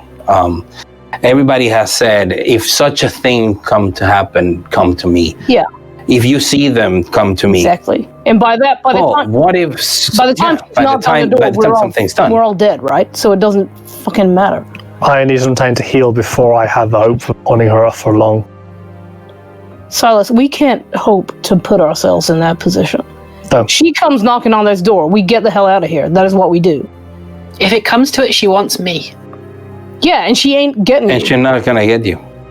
Because unless you or the other Toreador have actively done something against Oxfordshire, Which she has no yeah. right, especially not to come to our haven in our domain. Besides, Either way, I will. Sorry, but I will try to talk to Sir William and get him, steer him into action if I can. Maybe have him command me to search for her or do something that is more proactive than just sitting and waiting and hoping no one dies. Enough But blood. in the meantime, I need this haven to be the safest place in Oxfordshire. We're providing shelter to 4 kindred. We have Ota, Chenli, Brick, and Soap. Well, in point of fact, I am also providing shelter to 2 other kindred. Oh, slightly less relevant update, but the lady in the fridge, she is not there anymore. Oh, it's all right. Sir Holder agreed to her being released, so I've dealt with it. Okay. But just in case, you were going looking. Yeah. Yes. Apologies. We have not been around the last few nights. It would have been a shock. Thank you. I don't know what the next few nights will bring. I am certain that there will be a lot of movement. There's a lot of people angry at the death of Prince Drogo. Others are trying to make the most out of it, like Wallace did, much to his own expense and survivability, I would say. I think the most sensible thing for us to do now is just lay low for a few days until we sort things out. I need to talk to Sir William. Oxfordshire needs to present itself as a unified front, and I already have a pretty good idea of which kindred of Oxfordshire do not agree with the methods Helena used to get the upper hand over Prince Drogo. They were low, they were vile, they were not what we stand for. And as such, with that, Samato will be talking to the rest of the knights with Helena having won the duel in such a fashion, testing She had not won a duel. A duel of that matter is void once perfidy is enacted. Have you ever heard the term perfidy, Silas? I do not believe I have. Perfidy is the act of pretending to be a neutral party or someone who is not involved in order to gain an upper hand or advantage in the military ground. Pretending to be the Red Cross to throw in an infiltration assault. That is perfidy, and that is a war crime that has been punishable by law since, well before the First World War. Perfidy is that what happened under the guise of friendship and on using hospitality as an excuse. They took our prince from us. They gained a military advantage. They gained the upper hand. Perfidy is a war crime, and war criminals get their dues. Amago was the first. Naoto followed suit, and so will everybody else who will want to claim that as a legal duel from Reading, wanting to claim anything. Helena will not have it easy. I will make sure of it. No. The duel cannot be honored. She will come, and we will see, and the aim is that we will test her as a unified Oxfordshire. That is Samata's aim, to test. Okay, I do not wish to speak ill of a knight of Oxfordshire of your line. But had that been your idea, instead of hers, I would have said that you are an idiot for trying to prove the worth of someone who has already done the lowest of acts. So we can have position. A victory.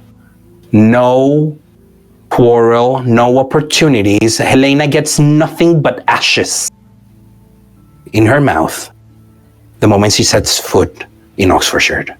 She's not worthy of a second opportunity, a second chance.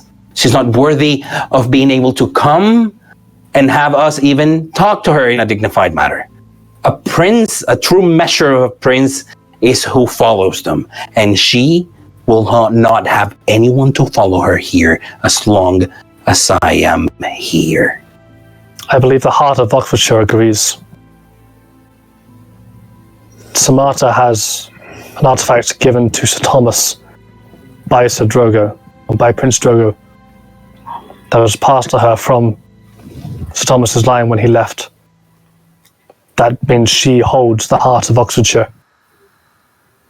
That is all good and well. And what is that? What is its significance? And she has a lot of pull. And she was in torpor for 50 years. How much pull does she have? Yeah. That with that artifact, she would likely have a lot. Not enough to not get her put in torpor. It didn't matter to somebody, right? Sir Francis. Okay. Yippee-ki-yay. There's a pattern emerging there. Yes. But my point is, nobody got her out, right? The prince didn't even get her out. So how much does he really care? How much sway does it really have if none of us know about it? And, excuse me for saying so, but Sir Wallace, given that one could say he's pretty into the Oath of Oxfordshire and all of that stuff, never even mentioned it. So, just a thought. She shows up and declares that she has a ring and that means she's entitled to everything. Sounds kind of fishy to me. Look, I don't think right now the issue is who will rule instead of Prince Drogo in his absence, and now that he's left us. I think the most pressing matter right now is to get everyone in Oxfordshire under one voice. Yes. We will not be ruled by an outsider that has already proven she's not worthy. So those ideas of tests, Silas, apologies, they are an insult to the oath. Where's our interim ruler? Well, I will try and speak some sense to some of the knights. I know Sir Enolf is not interested, and he's not in a good place right now. Sir William, Sir Marta, probably Sir James. I know Sir Gansuk left. Sir James is in mourning. He will not take a stand this time. So, you know what? I understand that nobody gives a good goddamn what I think about this, and I don't get a vote in it. But if I did get a vote, I would vote for whichever person is going to leave me the hell alone. Whichever one of those two is going to bother me the least. So, whichever one that is, that's who I'll support. May I suggest just supporting anyone from Oxfordshire, and then after Helena... sure, of course, yeah. That's the whole point. Whichever one out of Marta and William will leave me alone the most, that's who I'll support. Well, when it comes to that, it'll come to that. Right now, Oxfordshire for Oxfordshire and its citizens. So talks of who will be prince are sort of useless because they become divisive. We cannot be divided. So if anyone is having an idea of start making a political campaign, I would suggest stop it. And if you know of anyone who will have a political agenda, tell them for their sake to stop it. The last thing we want is to have enemies within ourselves. Well, I think the Ventru have quite enough on their plate to not have to worry about this for a while. Yes, they do. So that's pretty good news. So I think I've been proven right here, Mr. Alcott. That theory I told you about before. I think your theory is a little empty. Where is he? What's he doing? Why is he not bringing this under control? It's been 2 nights and he is ruling in Helena's stead. Basically, he will not move a finger unless Helena says he needs to move a finger. I mean, we wouldn't normally expect to see him in this sort of situation, would we? There's not been an Elysium called. So, I don't know. A rogue knight?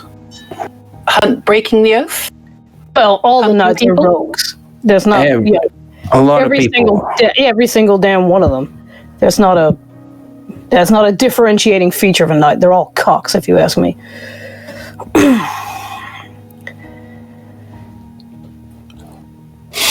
Some people are trying to take an advantage where there was none. And I look at Velvet. Where the circumstances did not allow before, people are finding opportunities. Well, some people, I guess, are smarter than others. I did that. I took a group of people and went to confront Amago after he was wounded. And it was a good call. And then some others have had bad calls, like Sir Wallace trying to take advantage of a potentially wounded Sir Enolf to betray his bloodline. We were lucky. Velvet, Adam, and their friends were around to stop him from doing it. And that is why Sir Enolf has agreed to let the others go under my care. He's still very angry that one of his line tried to betray him. But now we must focus in our city.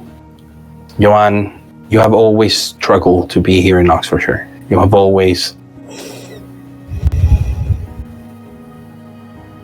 I mean, no offense, but you have never quite belonged. You have never quite fit here. It's not your style. You're a much better person than this. This is your opportunity. Do as Alistair and Sergen Suk and others have done. Make this into an opportunity. Seek refuge somewhere else. Away from all of this that has brought you so much pain. No one will think any less of you for that. To that end, I'd like to talk with you in private, Theodore, at some point tonight. Absolutely. Sure. I think there's a lot of things to be talked through. Theo, you and I need to talk anyway. And Joanne, I think you want to talk to me about something. Mm-hmm. So maybe that's it seems to me like there's a lot of emotion tied up in what's been going on these last few days. And we haven't had the chance to converse as we usually do. Right, and that needs time to be discharged. So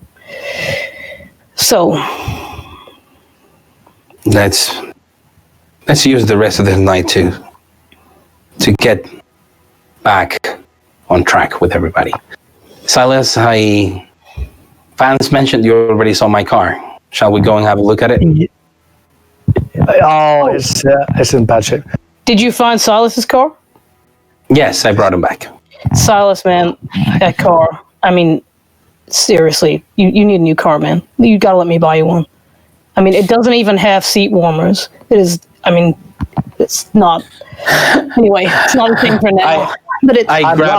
I grabbed Silas by the arm and started pulling him because I know he's gonna get like livid on this conversation. I built that bang. I take Silas to have a chat on the garage while Velvet and Joanne can have their chat in private, and then I think we will tag a team. Yeah. So all four of us have our conversations. You've all got your dance cards ready. Yeah. Fine. All right, let's start with Velvet and Joanne. Yeah. Okay. We'll go to the garage. Where are we going? Not the garage. The And then surgery, I we'll go guess. to the garage. Oh, then we're to the garage. Okay. Yeah. I'll probably just say surgery, just you and me. This is not for anyone else's ears. All right. Get So there. I'll say, are you doing all right? I know you left the flat, but I was still worried. I'll cover that in a second, I guess. All right. As we get to the surgery, I'll just close the door behind us. Turn to Velvet and just say, "Who do you think I am? Who am I?" It's not a trick question. You're Joanne Salt, doctor. I believed that as well at one point. But she died 12 years ago. What are you saying? She died 12 years ago. I'm just a... Whatever the fuck all this is. I'm not her. I've done things she'd never do.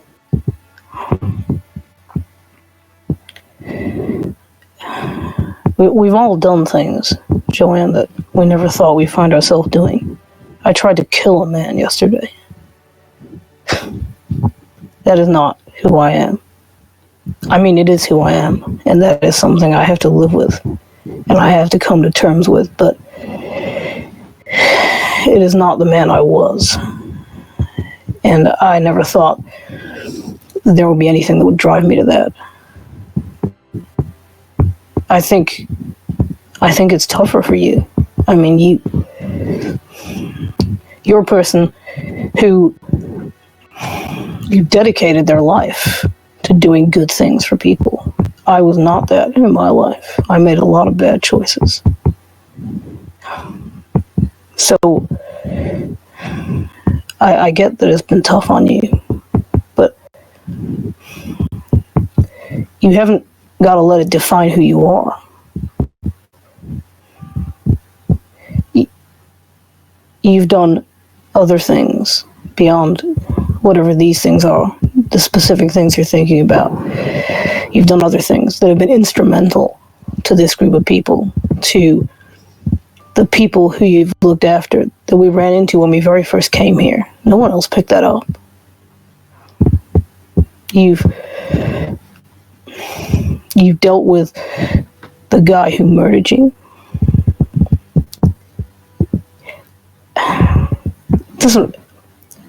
What's brought this on? I've just realized that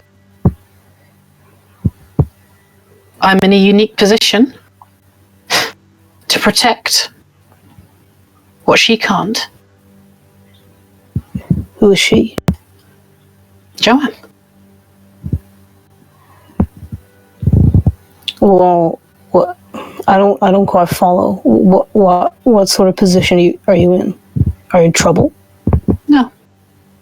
But, like I said, she died 12 years ago. Whoever this is, ghost piloting her corpse,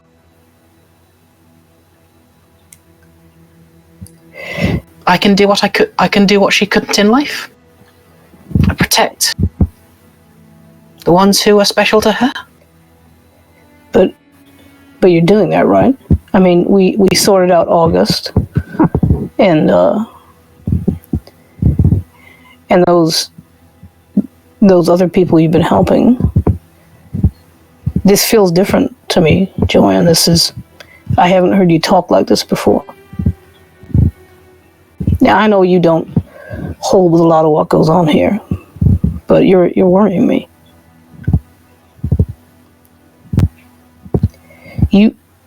Are you saying that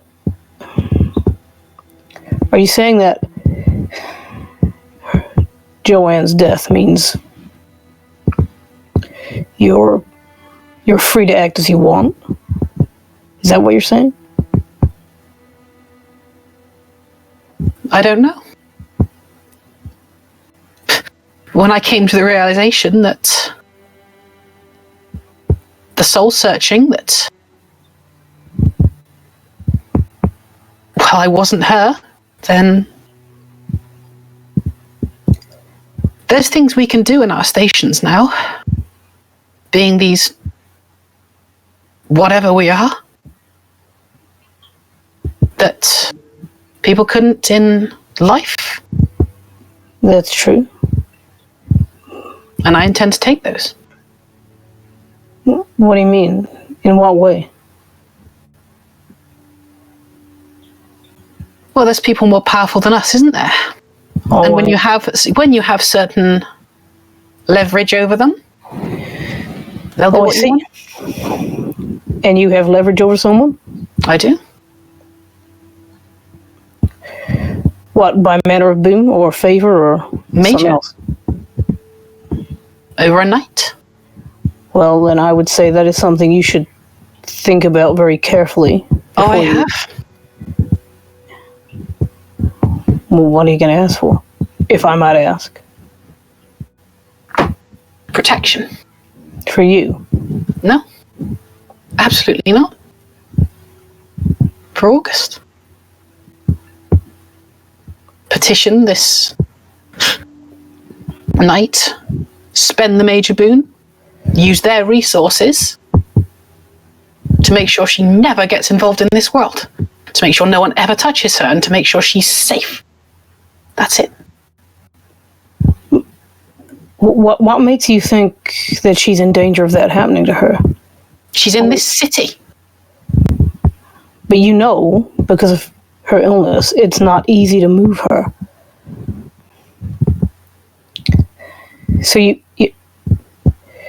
you're worried enough that someone would do this to her. I don't even want to take the chance. Joanne, you need to be really careful. I don't know who this knight is, but if I were him, I would just discharge that boon by murdering her. They don't think like we do. You're asking him to make sure she never becomes like us. He's got one easy way to discharge that boon and do that right away. They are, as far as I can make out, all psychopaths. And I, like you, do not look forward to if that happens to me when I get older. But they will find some way to twist it. I understand. Gods, I do. I understand how much you want to protect her. I understand, probably better than anyone in this house, how much you love her. And how much you want things to be different. But please be careful. I will. Who's the knight? Enough. Joanna, I would, he is not, don't ask him for this right now. He's not I wouldn't even think it would be safe for you to go anywhere near him.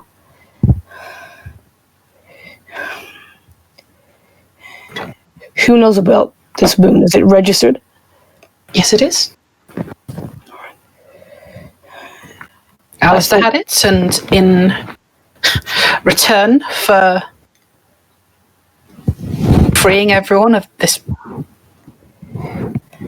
cursed bloodline, that he'd pass it to me, and he has.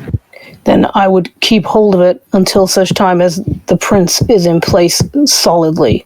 Because at the moment, the law is, even among kindred, it is gray, and it is all sorts of different shades of gray, and that means people can get away with doing things they didn't think they could get away with doing before.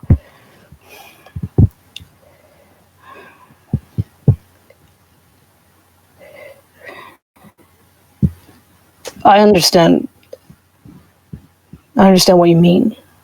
You know, if I could take, you know, a bubble and put it around Adam and make sure that no harm ever came to him, of course I would do it in a moment.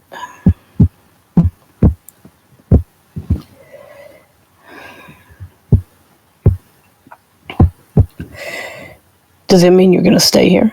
You're not going to leave like Theo suggested? I don't know. Ironically, I hadn't thought that far.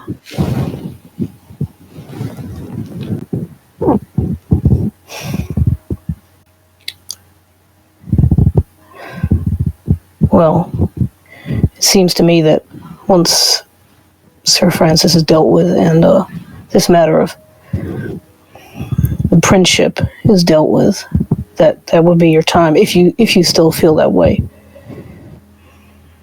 to make it happen.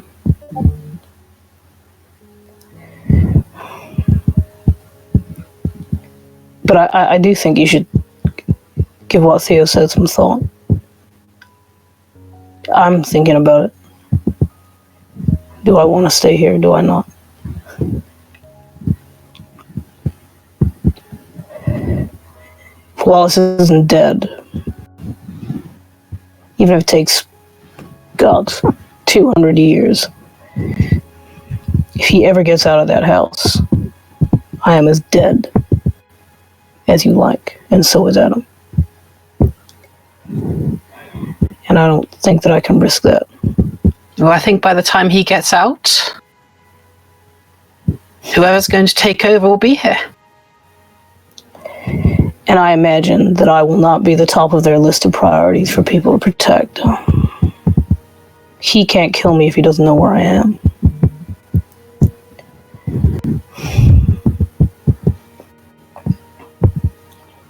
I'll think it out, see what Adam says.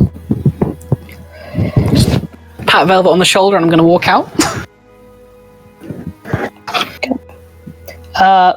He'll leave and go and find Theo. Okay, so whilst you've been having that conversation, Theodore and Silas have been making their way to the garage. So is there anything you're saying to each other? I think it's going to be like a very short conversation. It's just basically apologies for getting all flustered in there, but just the prospect of anyone considering Helena to be in any measure, just the thought of it can't. Just a way, just trying to figure a way to take her out without stirring any more fires. Enough blood has been spilt. Yeah, but we don't need to destroy her and creating fires. We just need to unite the rest of Oxfordshire in a month, and then when she comes here pretending to rule, we kick her right back to her domain. I understand there's something big happening already. I don't know the full picture. I need to find that out. There's something. I don't know, but something very fucking big. I don't know any more than that. That's why Mr. Wisdom was trying to contact. He did tell us to get the fuck out of there, but we were trying to contact you. Okay. Yeah, but we were a little fucking preoccupied. Perhaps you can talk to her in the coming days. See what information she has that she's willing to share. On another note,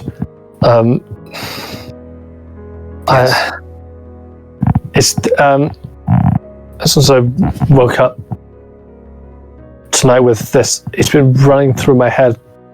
What something that I saw, and I think I make a little sense of it, but it's at this point, sounds car. I saw Shadow come to life under lights. We discussed abilities come from, and that's the single most terrifying thing I've ever fucking seen. Shadows from the light where? In the fight against Amago. How could you see anything with those? I was a bit further on. Trail lights in our faces. I was a bit further on. I'd passed them through. Yeah. Silas, but I mean, you work in the movie industry. You know how floodlights work. Yes, which is why that shadow was not natural. That shadow that took out the man who took the shotgun that you said you picked up to use on Malto. Yeah. I assume Sir Kirstag must have dealt with it. No, it was some shadow. From when we discussed, I was making sure that people had weapons. Well, we did bring two Tremere with us. They are warlocks. When I said to Cheng Li if she wanted the weapon, she said that she was saying that she wouldn't really enter the fight. But Meliore was said that she didn't need a weapon. No, because she can punch people very hard. Well, in all honesty, But it would also make sense with with these shadows. Mm-hmm. I don't pretend to understand any of this. But if that's something that she has, maybe something that we can ask Ota and Chen Li. I can ask them later to see if it was something. I mean, people tend to give a wide berth to the Tremere, and Knights of Oxfordshire have been very superstitious of them for centuries. it is again. Hey, not a problem. And honestly, if it is Melior has, and if you might eventually get. That's fucking terrifying. You literally are. You would be fucking death. But I calm down. Thank you. I've never been so scared. It's okay. Thank you for coming with me. Even with the games, Silas, the games were that child's play. What you saw was combat. And I'm trying to thank you, and you keep interrupting me. Thank you for coming. Thank you for bringing your clan. Thank you. Silas is about to slumped against the car, which probably first wonders, wait. Yeah. Also, I think I drove it too far, and if that's bent because I think I rode over the sidewalk at some point. I fix it. I wish you brought my bike back. Well, it was kind of hard. I was already struggling to bring you. I know, but like my car, I built that bike. Well, probably we can build a new bike together, so you can teach me a thing or two. In the meantime, what can you do for my poor baby? I've made an effort. It's going to take a bit of time, but I think I can pull her back. Excellent. Yeah, I get to work, and I like, what do I give you? And I walk towards the tools, and I start having a normal chat with Silas as I hand him over tools, see him work, spend time waiting for the others to finish their conversation so we can have our switcheroos. Okay. So, who else wishes to speak to other people in the coterie who you not yet? Velvet said wanted to come get Theodore. Yep. Okay. So Velvet and Theodore discussion. Does Joanne and or Silas want to speak to Silas and or Joanne? I mean, Silas was wanting a short word with Joanne, and then cool. Velvet as well. All right. Yeah, it's fair to say. Sorry, go on. So Velvet, you also want to talk to Silas briefly, and Joanne, do you want to speak to Theodore? Yeah. Okay. Great. So why don't we do Velvet and Theodore next? Okay. And then we'll do Joanne and Silas, and then we'll do the last bets. Yep. Okay. I'll You probably show up at the garage. I'm not going to show up at the garage. I don't go to garages. How dare you? How dare you suggest such things? I'm going to be in the whiskey cabinet, which is a much more appropriate place. Oh yeah, no. You probably come pick me up, and then I join you in the whiskey cabinet. Yes. I mean, this is like the main living area, so actually, I think we'll probably go somewhere else because Adam is sitting in the main, not the main whiskey area. Adam's sitting in the main living area. Yeah, basically, as I pour the whiskeys, I grab the bottle, the drinks, see Adam, and go, "War room it is," and I start walking to the war room.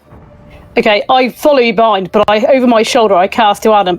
I actually check out Adam's face. I want to see Adam's face when he goes like, "You have a war room?" I want to see his face. No, we don't have a war room. He does look surprised. He doesn't totally have a war room. He will get your reassurance, Velvet, and just kind of.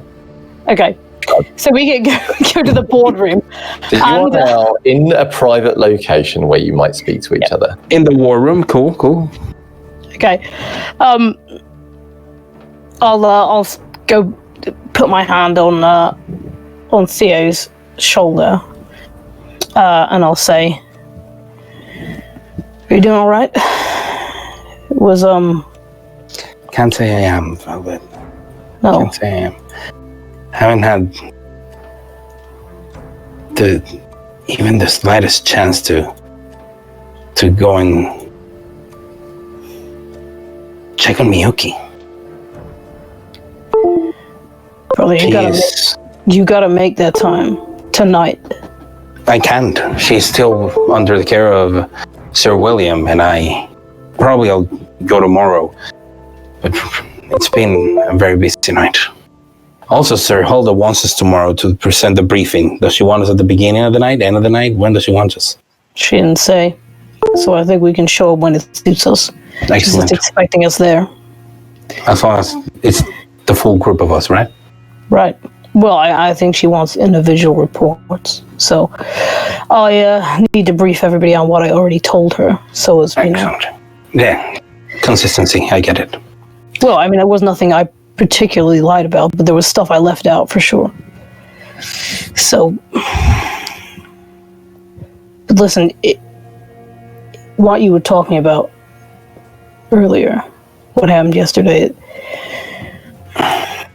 it sounded horrific, and you got out of it, but it was not ideal. And the God, fact what are you, British? It's not ideal. No, it's fucking awful. Yeah. No, that's a combat zone. Combat zones are awful. But there was a lot of information we didn't have. There is no such thing as a clean operation, Velvet, no matter how much people tell you. Even the cleanest of them is a bloodbath with lots of risks.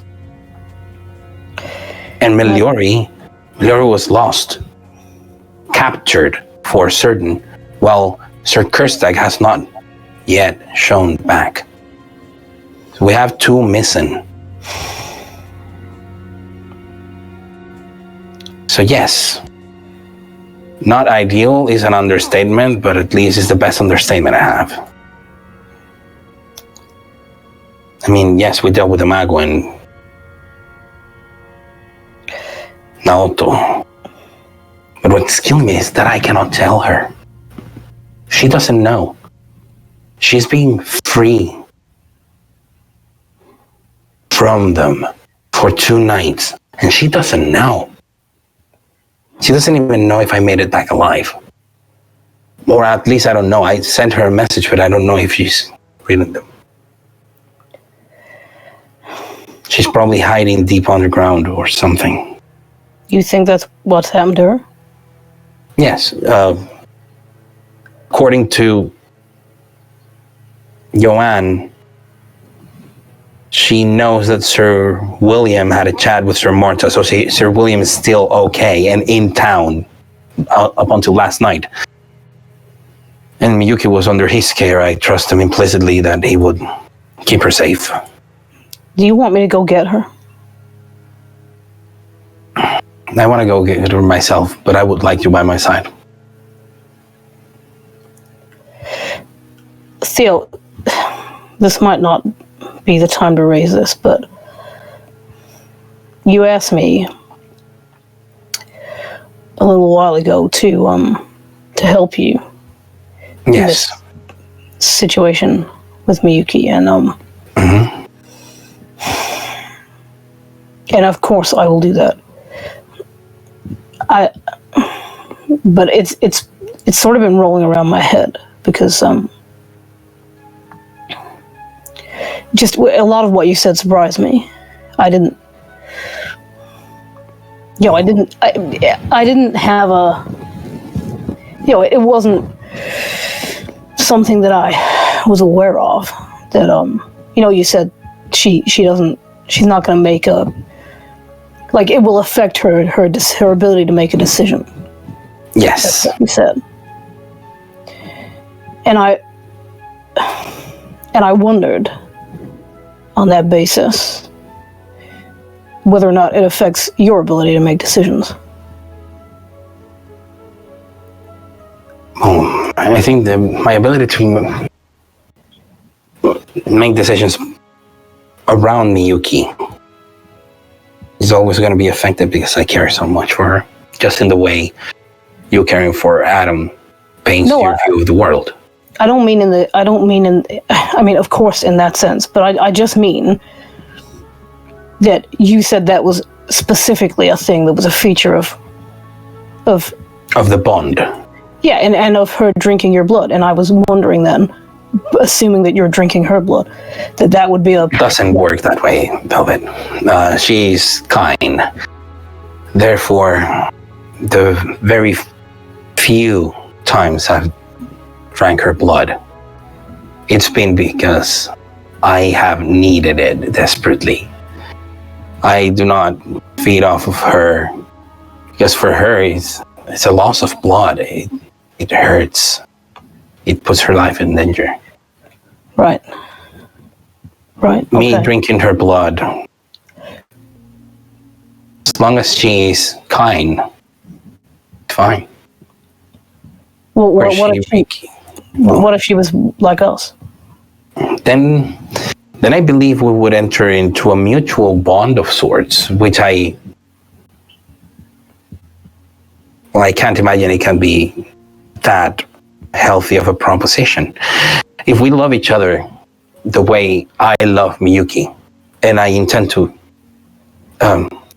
figure out if she loves me that way as well, we wouldn't need to artificially enhance that love. The main reason I, to this day, keep her under the bond is because there's no way for her not to die if she stops drinking my blood. She has been a ghoul for over 45 years, almost 50. She would age so rapidly that her body could not cope. I see. That's why I'm asking for the blood of others. But I'd wondered about that.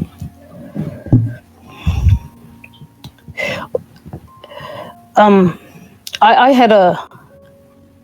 had something else I wanted to ask you, and yeah, sure.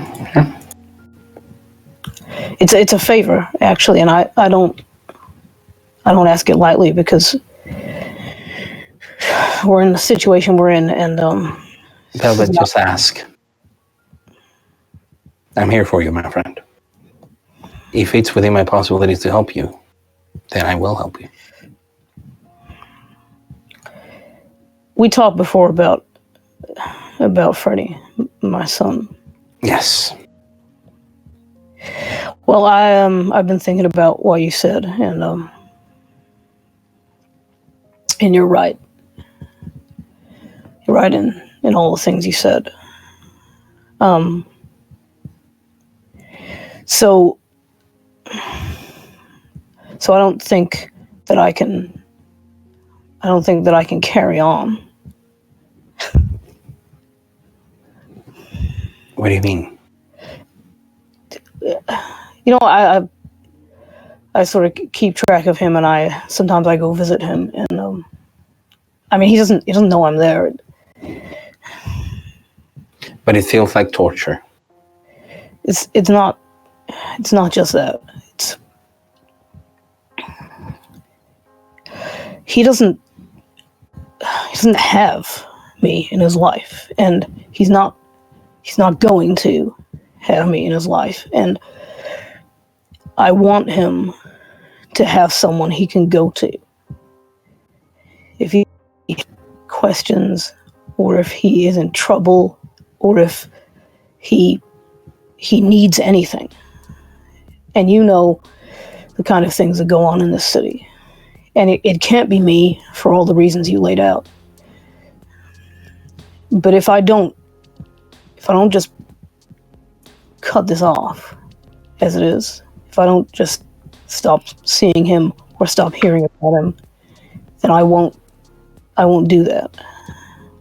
I'll always be wondering. And that seems to me, having seen Sir Enolf, that over time is not going to work out well for him. So I wrote him a letter. And I wanted to put in that letter that she could seek you out if he needed you. How do you intend to make this letter work? Oh, it's a straightforward matter. I'm a rich kid, right? Rich kids have trust funds or they set shit up for their kids. I can just say the lawyer was supposed to send it on his 16th birthday. Something like that. That's the straightforward part. Okay. But I want to give him your number. Give him my name, give him an address. Well, he can't come here, Theo. Not here? He can't come anywhere I might be. That's why I thought if he phoned you, you could sort out where to meet him independently. And just don't tell me. Don't ever tell me that you met him. Don't tell me what he's doing. Don't. The only thing I will tell you is that I am on it. No, don't tell me anything. I don't want to know that he got in touch with you. I won't be able to keep myself out of it. Cool. Please. Will you do this for me? If you keep yourself out of it. Absolutely. I will. Thank you. No need to thank me. You helped me when I needed you, didn't you?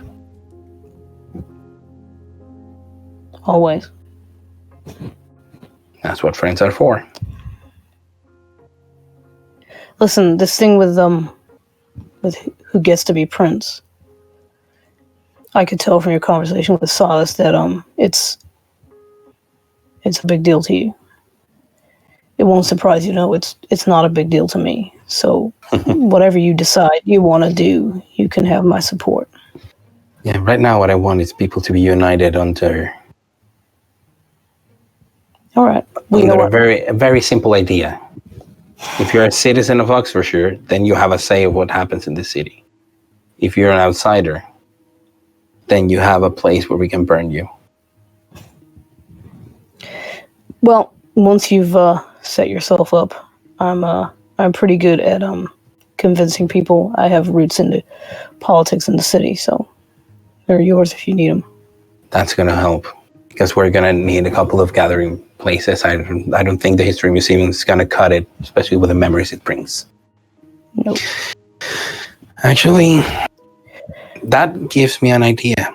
Let me mull it over and we'll talk some more later about this. All right. Cheers. See you soon. And I leave and go to the garage. And I go to the surgery. Okay. So let's do Silas and Joanne. If there's anything you guys want to say to each other.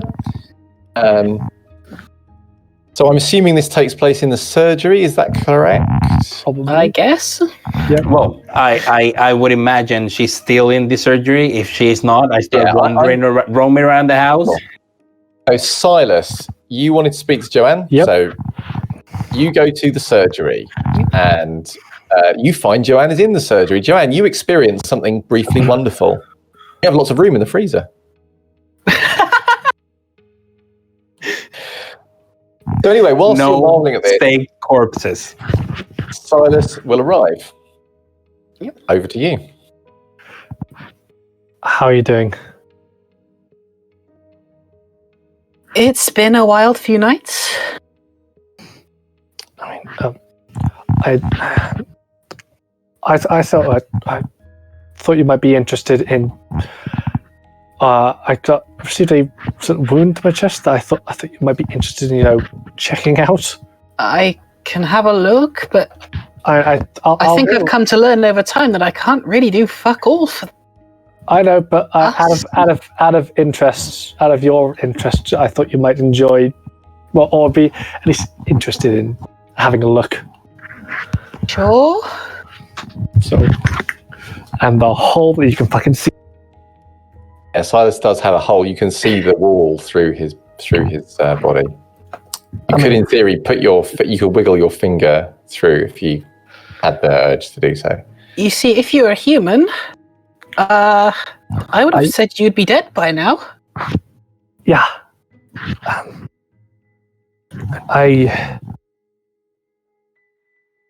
I developed something for that, which we've been trying to spare as many humans as we can over these past 12 years. And I was able to get them to scatter. So hopefully, unfortunately, they ran to Seth, who was having fun with a shotgun. But I'm hoping that at least some made out alive and are safe as they can be.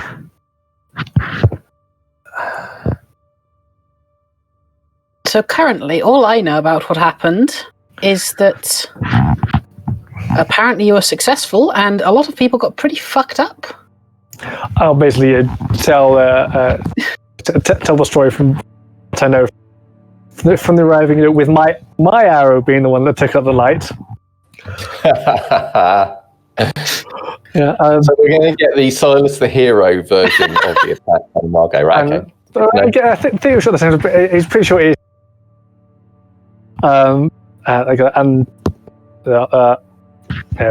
Based from what he can remember, than what Silas was able to gather from everyone else, and what he's embellishing.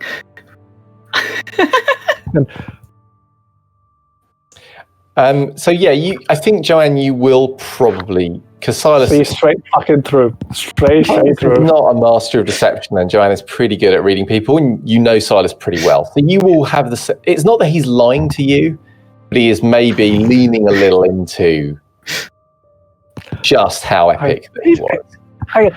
He's still pretty sure that it was his arrow. Like, but yes, you will get a kind of a more detailed picture of what happened on that night. Is there anything else that you two wish to discuss in this scene? Did we have anything? Yeah. Cool, because we're short on time, so I know if there are things that you want to do, then yep, this is the time. So, Joanne, you wanted to have a scene with Theodore and Velvet and Silas? Yep. All right, so how about we go Velvet Silas first, and then we'll jump down Theodore. Yep. So I imagine this does not take place in the garage. Well, I mean, if it can, yeah. I mean, if I can get him out of the garage, then I will. I thought it depends. Yeah. And Sassel, stand up, and yeah, leave the garage. Okay, we'll go somewhere. Sorry, in the haven. How are you doing, Silas? I mean, I don't need to see. Yeah, how you're doing, right? But I want. Go ahead. I wanted to check in. And the games, I'm gonna lie, that took a toll. I know Jeffrey cheated, but let's not open that can of worms again. But I take your point. And with this, I'm more stable. But I wanted to ask, how did you and Adam meet? I'm just curious. Sorry. You know what? No one's ever asked me that before.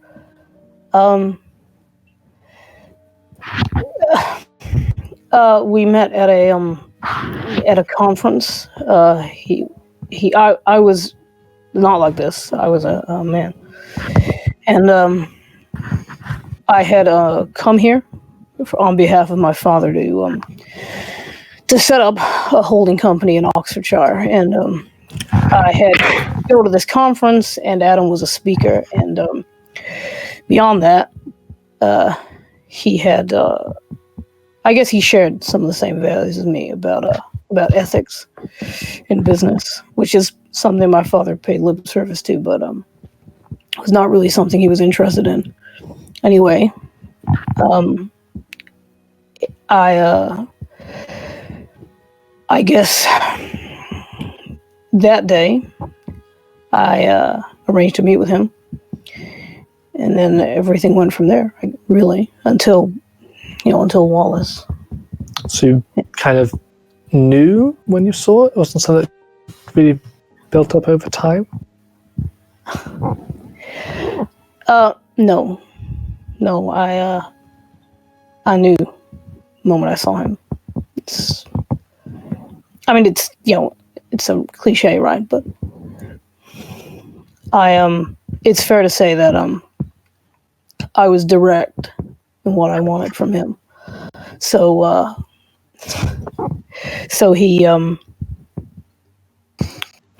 well, I guess he knew. I don't know. Why are you asking me? Wait, do you have your eye on someone? Sass will shyly.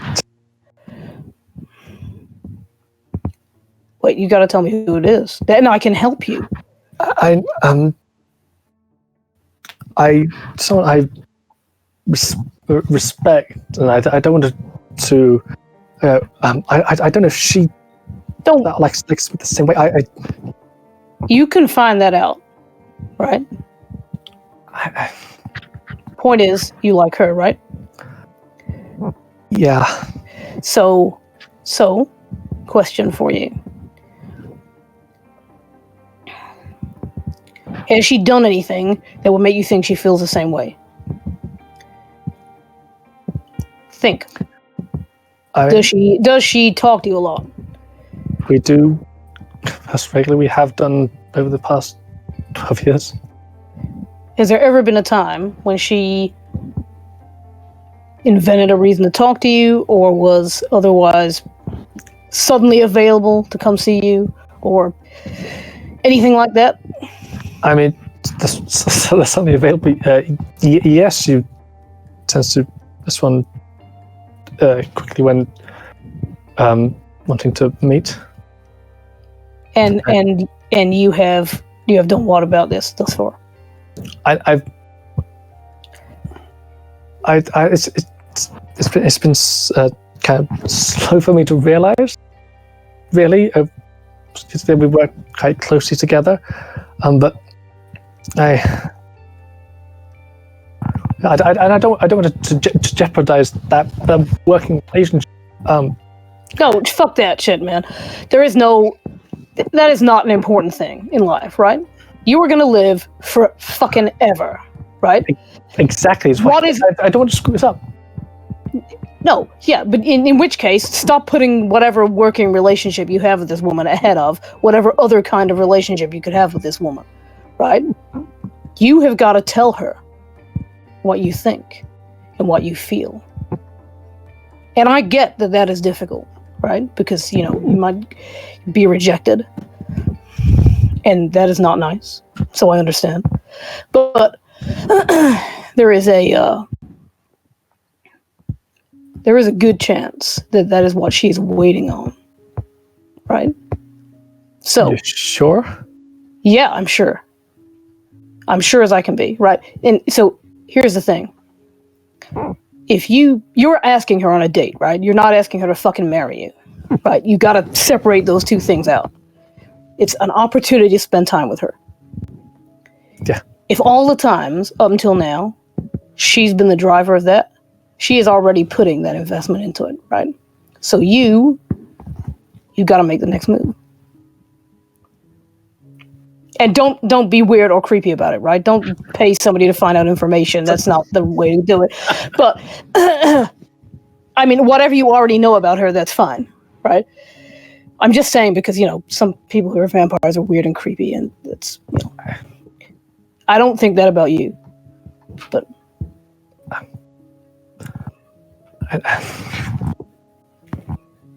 What's your pause? I really do like her. She was when I woke up after the shit. I should have checked my phone straight away, and then I was just thinking about her, hoping she was all right. Yes, she is, but that's why you got to tell her.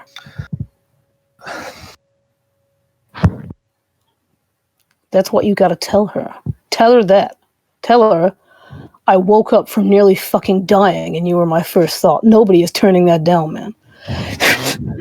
Nobody. Ooh, it's getting hot in here. No one. I guarantee you there is no woman alive who is turning that down. Or man. So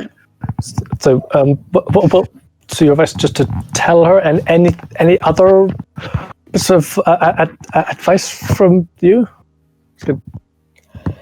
I have a lot of advice, but if this feels to me like, we should get a beer or something, and then I can,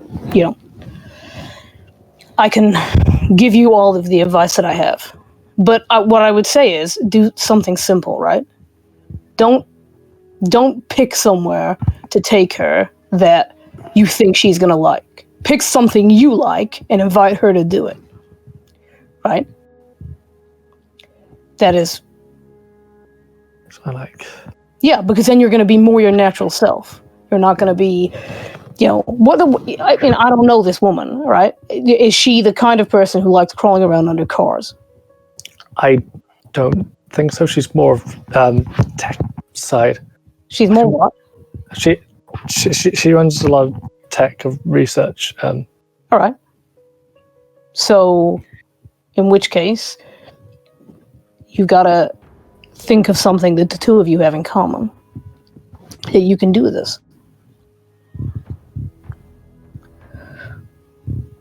Have you done other things with her before?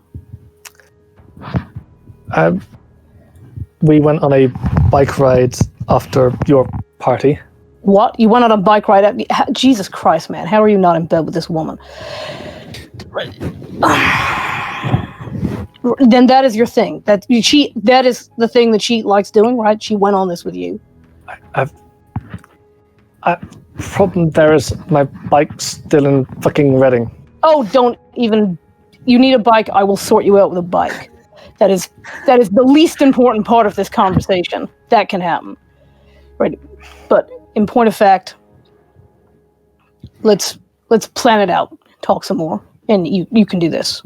I'm convinced of it. And nice work, man.